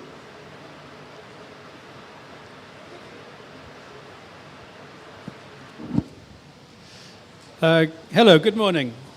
Good afternoon, everybody. I'm from Gabon. Gabon is a country about just bigger than the United Kingdom, on the equator on the west coast of Africa. So we are a rainforest country, part of the greater Congo Basin. You hear the Congo Basin being referred to as the second lung of the planet. And when we look at the role of the Congo Basin forests in Africa, the Congo Basin forests store almost 10 years of global carbon emissions in our trees and our soils. And so when we think about what we're trying to achieve here at the UNFCCC, keeping 1.5 degrees alive, if we lose the Congo Basin forests, we're going towards a 3 or 3.5 degree world. And so the Congo Basin forests are critical to what we're trying to achieve here in terms of carbon emissions. In addition, as this vast tract of humid rainforests, humidity is coming off the rainforest of the Congo Basin and being swept away in atmospheric rivers and redeposited elsewhere. These are the ecosystem services. So Congo Basin's not just a stock of carbon, it also provides critical ecosystem services to Africa and to the world. And so the aerial rivers transport our humidity to the Sahel, where it falls as rainfall, to the Ethiopian highlands, where it falls as rainfall, where it fills the Blue Nile, and it sends water all the way to Egypt to help you irrigate your crops. So we lose the Congo Basin forest, we lose those atmospheric rivers, we lose the rainfall in the Sahel, we lose agriculture in Egypt. That's the Hollywood kind of horror film scenario of where we are heading if we don't put things right here at the UNFCCC. In that scenario, and Kofi Annan, the late Kofi Annan, said it back in 2007, 15 years ago. He said that over half the African countries will be destabilized, will fall into war because of climate change. 15 years on, have we put that right? Have we taken the critical decisions to avoid that? Well, I think of it as a possible future. I think we have two possible futures here. We have the possible future where the Congo Basin is intact, where the developed worlds and the G20 countries reduce their carbon emissions, and we do keep 1.5 alive.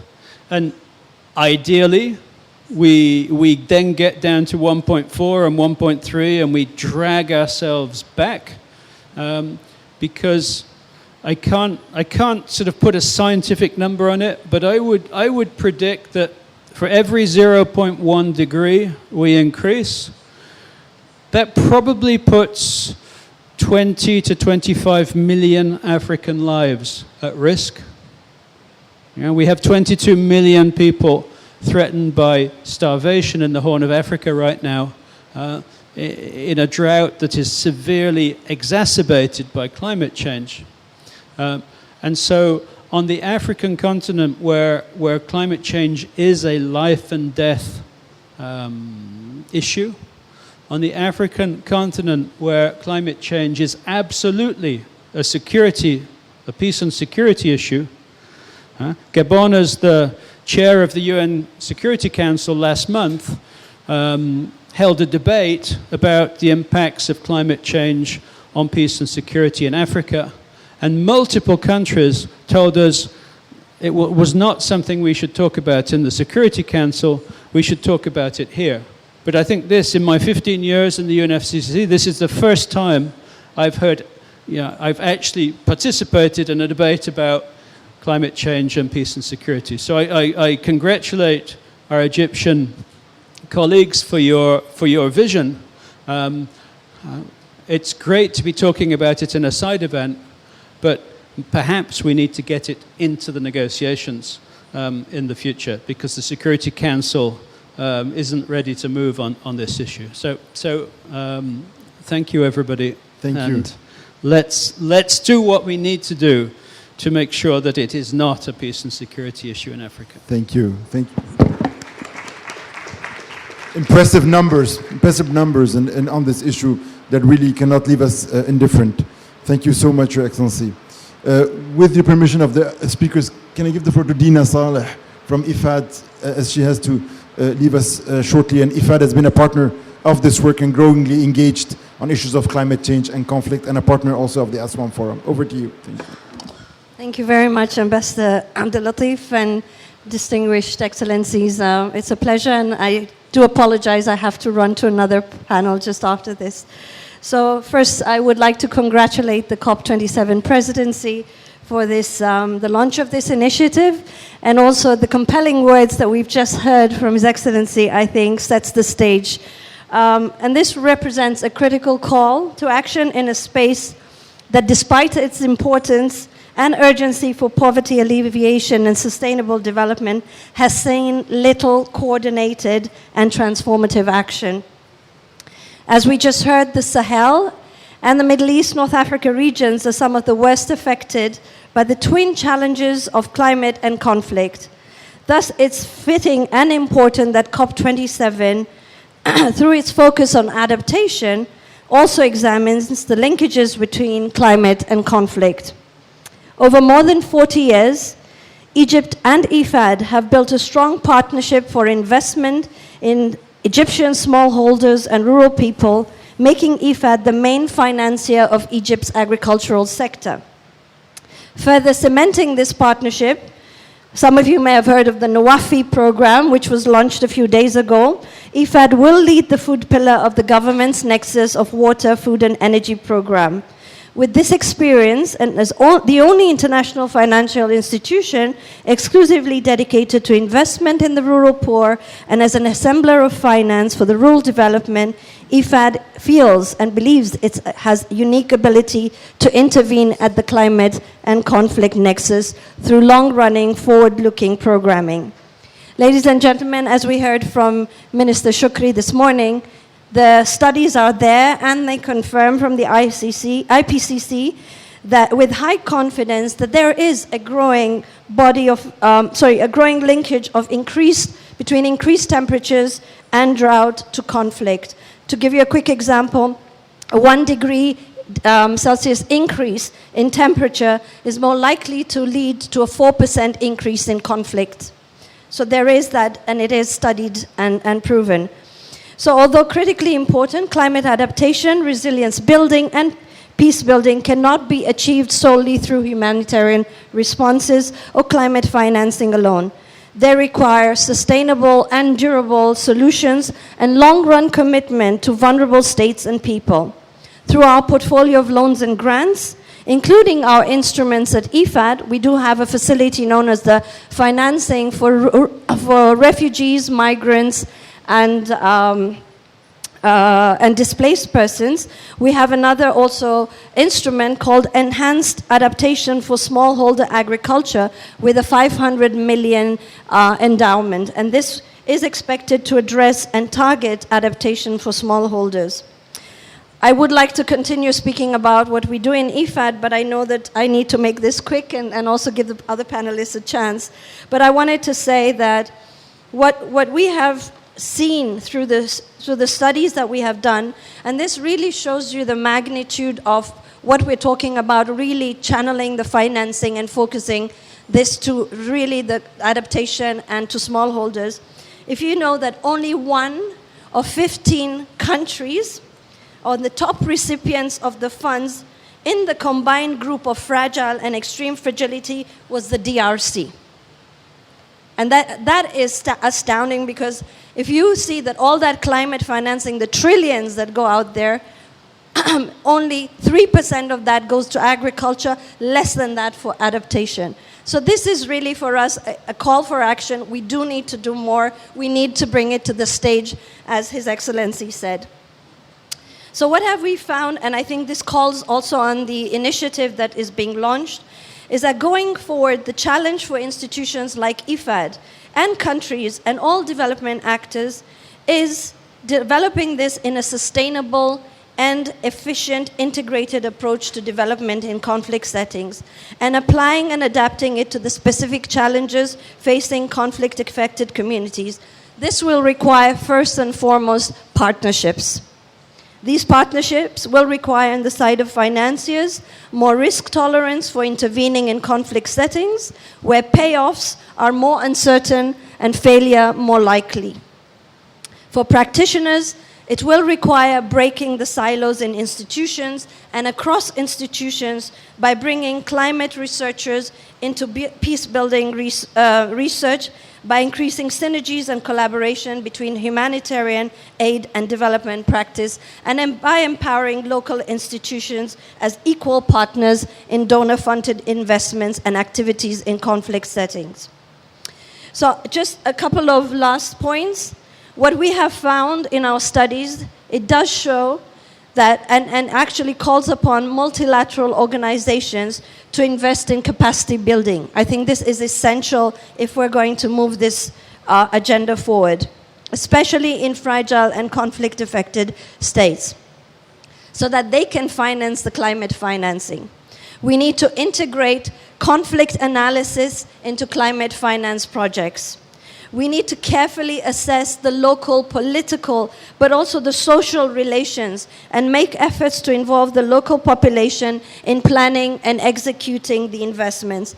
And finally, in most of these countries, and most of developing countries, we do know that data is deficient. We know we have an issue of data deficiency, and we call upon the multilaterals like ourselves, but others as well, who can contribute to really being able to assess what is the extent, what is the impact, and so that we can then channel climate investments for more effectively to prevent the likelihood of conflicts.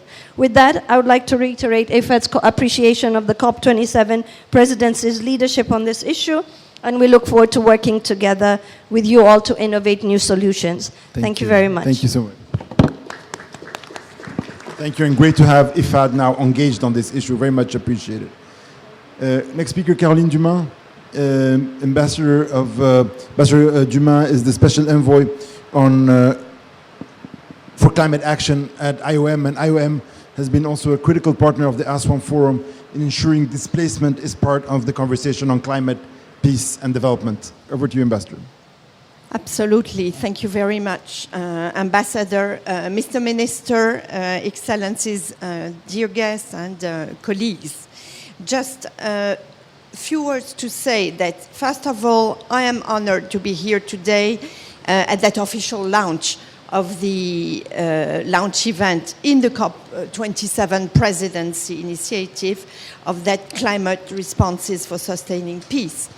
I would like to commend, first of all, the COP27 presidency, but also, of course, the Cairo International Center for Conflict Resolution, Peacekeeping and Peace Building for the launch of this important initiative, as it has just been said, inside the COP, which is absolutely new and very important initiative.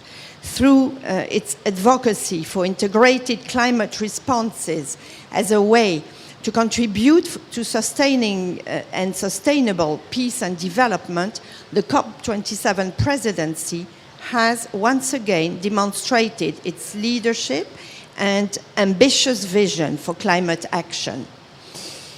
IOM, so the International Organization for Migration, is honored to be one of the partners of this initiative, focusing on what is called pillar number 3, advancing durable solutions to the climate displacement nexus.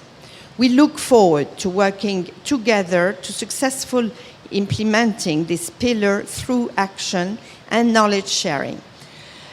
Now, a lot has been said already, but I will try to focus maybe the few words I'm going to say on your 3 questions, the leading questions of the panel, which were on how to advance resilience, peace building and development, how to advance implementation, and how to advance partnerships.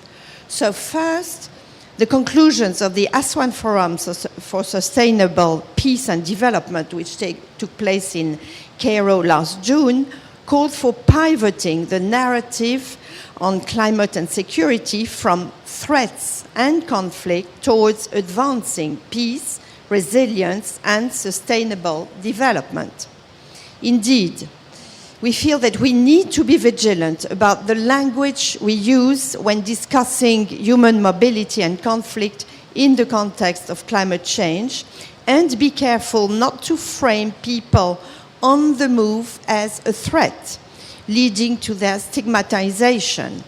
So IOM, for its part, works to address the environmental, climate, conflict, and security challenges being experienced by affected communities by strengthening or focusing on strengthening their resilience through adaptation, preparedness, disaster risk reduction, including building disaster resilient infrastructure in many of the world's most fragile contexts.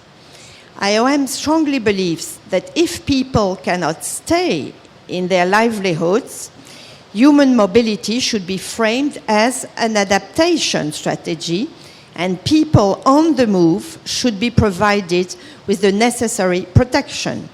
Properly managed migration can be beneficial to all parties involved, including communities of origin, transit, and destination. Migration can and should be leveraged as well as a strategy towards adaptation and durable solutions. In a word, IOM uses a human-centered approach which places the individual, especially those in situations of vulnerability, at the center of our work, while taking into account the legitimate security concerns of countries and communities in our interventions. Second, sustaining peace lies at the heart of IOM's migration mandates and the organization efforts to prevent conflict and promote peace while ensuring climate-smart, innovative solutions.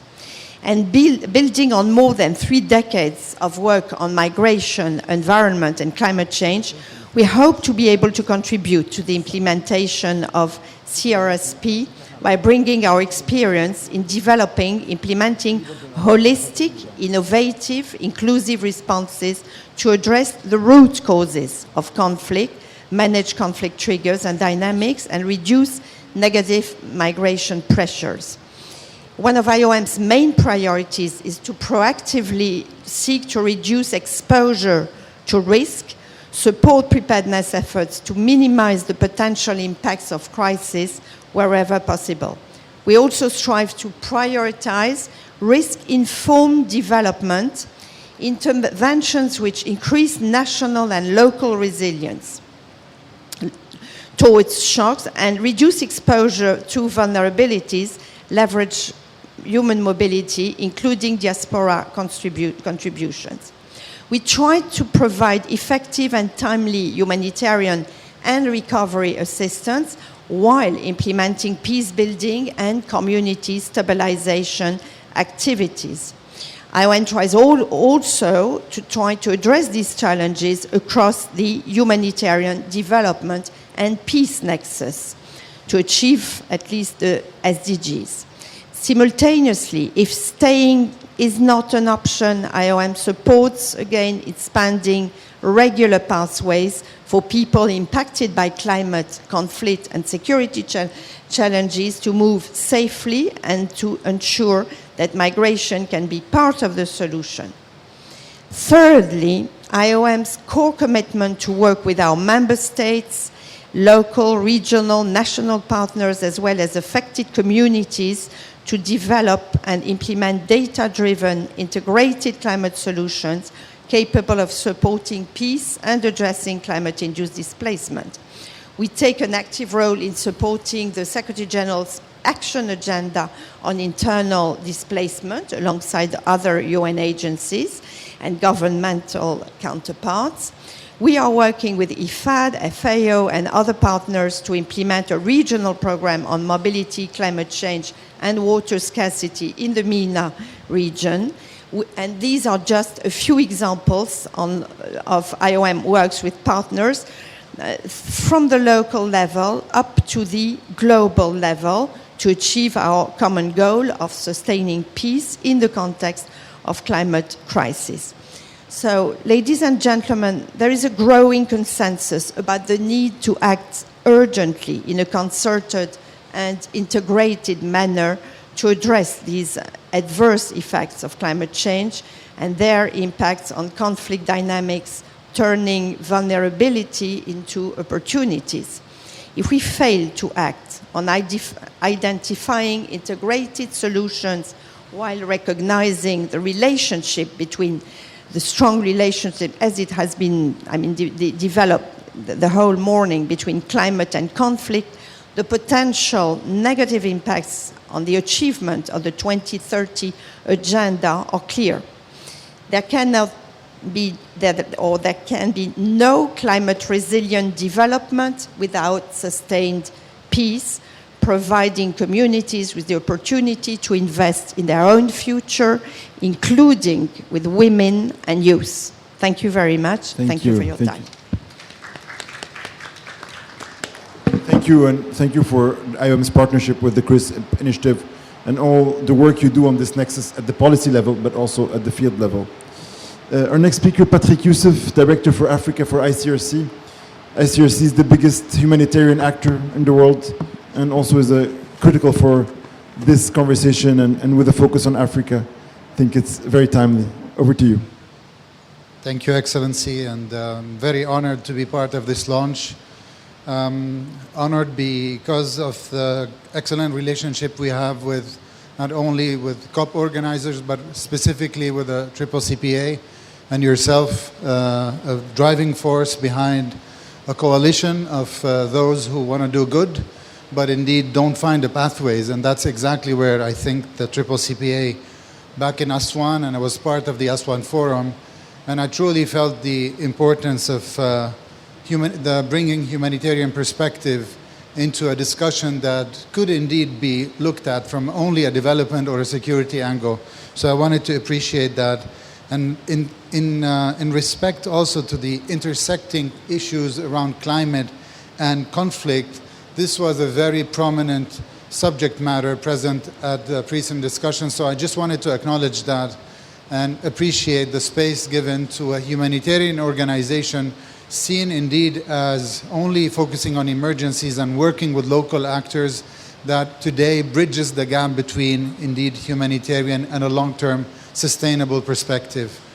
I think this harsh reality of the intersection of climate and conflict doesn't concern me, doesn't concern you all here in the room, unless you're living under a tent or living in a war zone, amputated because of a landmine, or living in a prison. Those are the ones that we believe are most affected by the intersection of climate change and armed conflicts. And hence, the equity in responding to those needs are, up to today, disproportionate.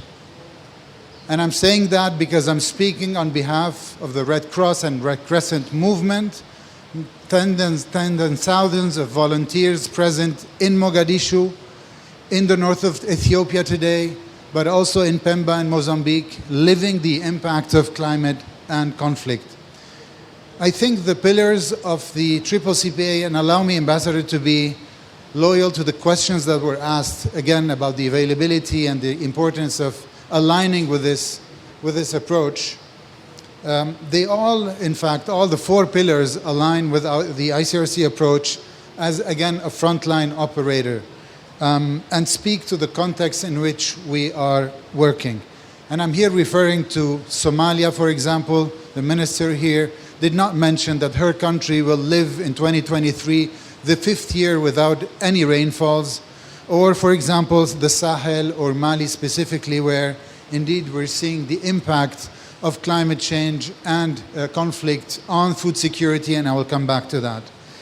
And I think the need for climate-sensitive approaches and climate adaptation is critical today, more than ever, because of the reasons that everyone has so eloquently displayed. I don't need to repeat the statistics, the reasons, the data, because everyone is using exactly the same. Are we moving into actions?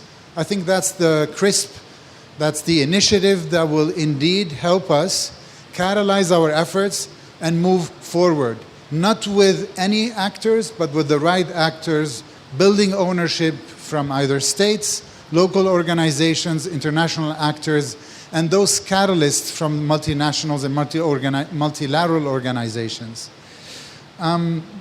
We all speak about acceleration and about strengthening systems. I want to here pause and say that what we live today in Africa, and as you've said, I'm the regional director for Africa and in charge of that huge space that this year was highly impacted by an unprecedented food insecurity. And we know that armed conflicts are the main driver of food insecurity today, at least in Africa, and it's only exacerbated by all the climate hazards that we all know. And these are devastating effects, like countries in Mali. You know, according to the Ministry of Agriculture in Mali, the country lost over 90,000 hectares of arable lands only in last year because of climate change, 90,000 hectares, which means that they've lost almost 11% of their cereal production. Combined with 2 years of COVID, the Russia and Ukraine crisis, and international inflation, how would you expect people living in the north of Mali to cope with such needs? How do we, in fact, the international community, keep on nagging and repeating the same narrative without moving into actions, into concrete actions? And that's where I think with, again, the indexes like the Notre Dame Index, which provides Mali, which puts Mali, unfortunately, on the 169th position vis-a-vis the rest of the countries, 180 were assessed, which puts us, in fact, in front of a huge responsibility. I will please want to focus on how will the ICRC and the Red Cross movement contribute to the CRSP and with the leadership of the CCCPA.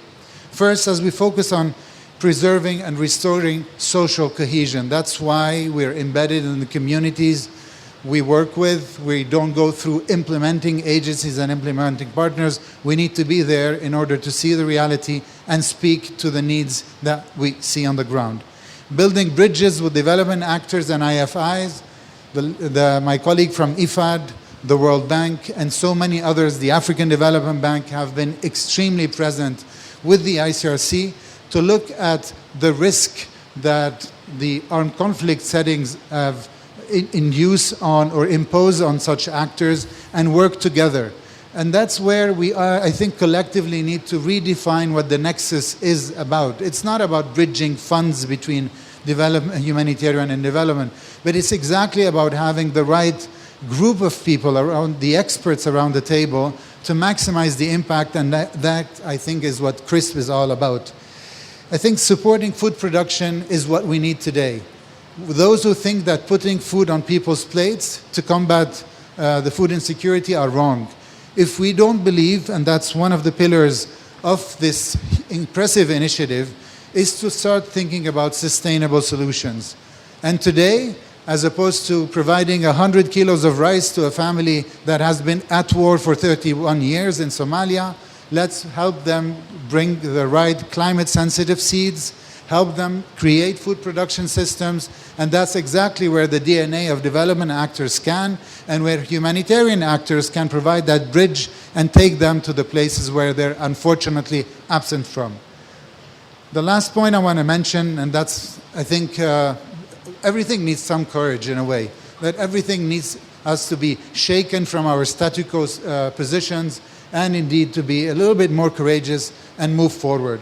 And maybe the last element I need to mention here, and as you know, the ICRC is given the mandate to look at international humanitarian law, and you know that there are international humanitarian law provisions on indeed the respect of on safeguarding of the preservation of the natural environment, and indeed common Article 1 to the Geneva Conventions call on all states to support other states in their situations of armed conflict. And here I think, and there is a component that we discussed yesterday with His Excellency Ambassador Abdel Latif, about the need to disseminate, to educate around international law for those armed actors to preserve their natural environment and preserve indeed or try to mend climate change. With these few words, I hope that the ICRC will indeed be a contributor with the states, with our donors, with our partners, but also with the local actors, the local Red Cross and Red Crescent organizations. Thank you very much. Thank you. Thank you, Patrick, for very insightful remarks and all the knowledge and the field experience that the ICRC brings in supporting the CRSP initiative is very much appreciated, and also your support to the Aswan Forum. Last but not least, very important institution also, the World Bank, Stefan Hammer also, who has been with us in this journey from the Aswan Forum to the CRSP initiative. And we appreciate also that the bank was a partner of the Aswan Forum and has been also engaged in this conversation. Over to you, Stefan. Thank you. Thank you very much. Ministers, Excellencies, and colleagues, and Ambassador, congratulations to you. It has been a journey, I know, but it's exciting to see what progress has been made over the last several months. Also, Ambassador, I was at the Security Council meeting in New York that you were referencing, where climate and security was put on the table for the first time, and one of the things that I distinctively recall was how some of the parties were saying the science isn't there yet to prove the point. And I think that I would disagree with that, one. But secondly, I think that we need more events like this actually to help ensure that people are aware that the scientific basis for this is sound and this is an issue that they need to take seriously, whether it's here or at the Security Council in New York. So thank you for making that point. I'm going to focus very much on the World Bank Group's role and how we've been thinking about some of these issues. There is a historical record that we can draw on in terms of our work. I've been at the bank over 10 years, and when I joined, one of the first things that we were doing was putting out a report called Turn Down the Heat, which was an attempt to link the IPCC data to what the impacts were going to be on the poor and what that might imply for security issues. And so we've been thinking about this and trying to use our research arm and our research to inform some of the policy conversations, some of the investment conversations we're having with clients. We've also done work collaboratively with IOM, focusing on internal migration that's being led by climate change. So the research component of the bank is very linked to this agenda. In 2020, we updated our strategy for how we engage in FCV countries. The new approach really moved from one that was very focused on post-conflict, trying to help provide support after the fact, to one where we're trying to help get ahead of that and looking at the root causes, social or economic exclusion, climate change, other types of demographic shocks, before these tensions turn into some type of full-blown crisis. Now, during active crisis, or active conflict, we're also taking steps now, focusing on building institutional and system resilience, preserving essential services like healthcare systems and education for the most vulnerable communities. The strategy also then focuses on what is the long-term support needed to help move countries and help them transition out of fragility. So that involves scaling up investments in small and medium enterprises that are essential to create jobs and spur economic growth. In terms of how we are achieving some of this, it's through the use of new and different financing instruments and strategies that are specifically tailored to an FCV context. So in the case of food security, and that's come up a few times, we're supporting the use of drought-resistant seeds and highly efficient small irrigation systems to improve the likelihood that subsistence farmers and communities can remain in place. In West Africa, we've gone a different route. We're supporting efforts to expand intra-regional food trade to reduce the region's dependence on food imports. And because of this, we think that a more robust cross-border food trade will actually help minimize the supply chain challenges we're seeing now because of global conflicts and global price increases. IDA obviously is an important resource for our work in Africa, and we have an IDA window for host communities and refugees that kicks in when these type of initiatives that I've just mentioned aren't working. So it provides income and social safety net support to communities that are hosting large numbers of refugees. So with all of these examples, you get a sense of how we're using our traditional support to anticipate problems and use new funding instruments specifically designed for this type of context when the upfront planning or resilience effort simply isn't enough. Let me close by going back to the research piece and an important new diagnostic that we've developed at the World Bank Group known as the Country Climate and Development Report, CCDR. Hopefully you're coming to our pavilion, listening to some of the CCDR programming that we've been doing.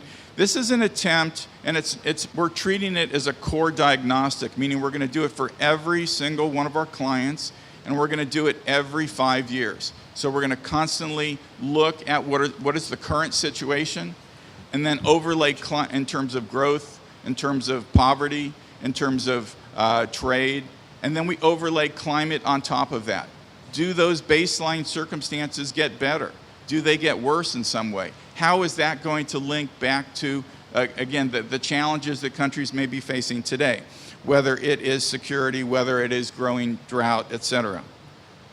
So, Ambassador, let me just finish by thanking you again for the invitation to join you. It's been an honor to be part of the ASWAN Forum and some of the subsequent events.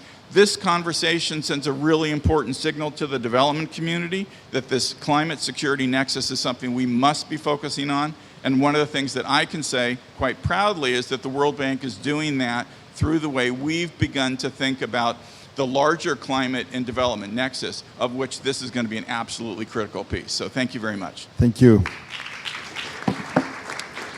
Thank you, Stefan, so much. And one of the challenges we face on this issue is that we need action at a regional and global level.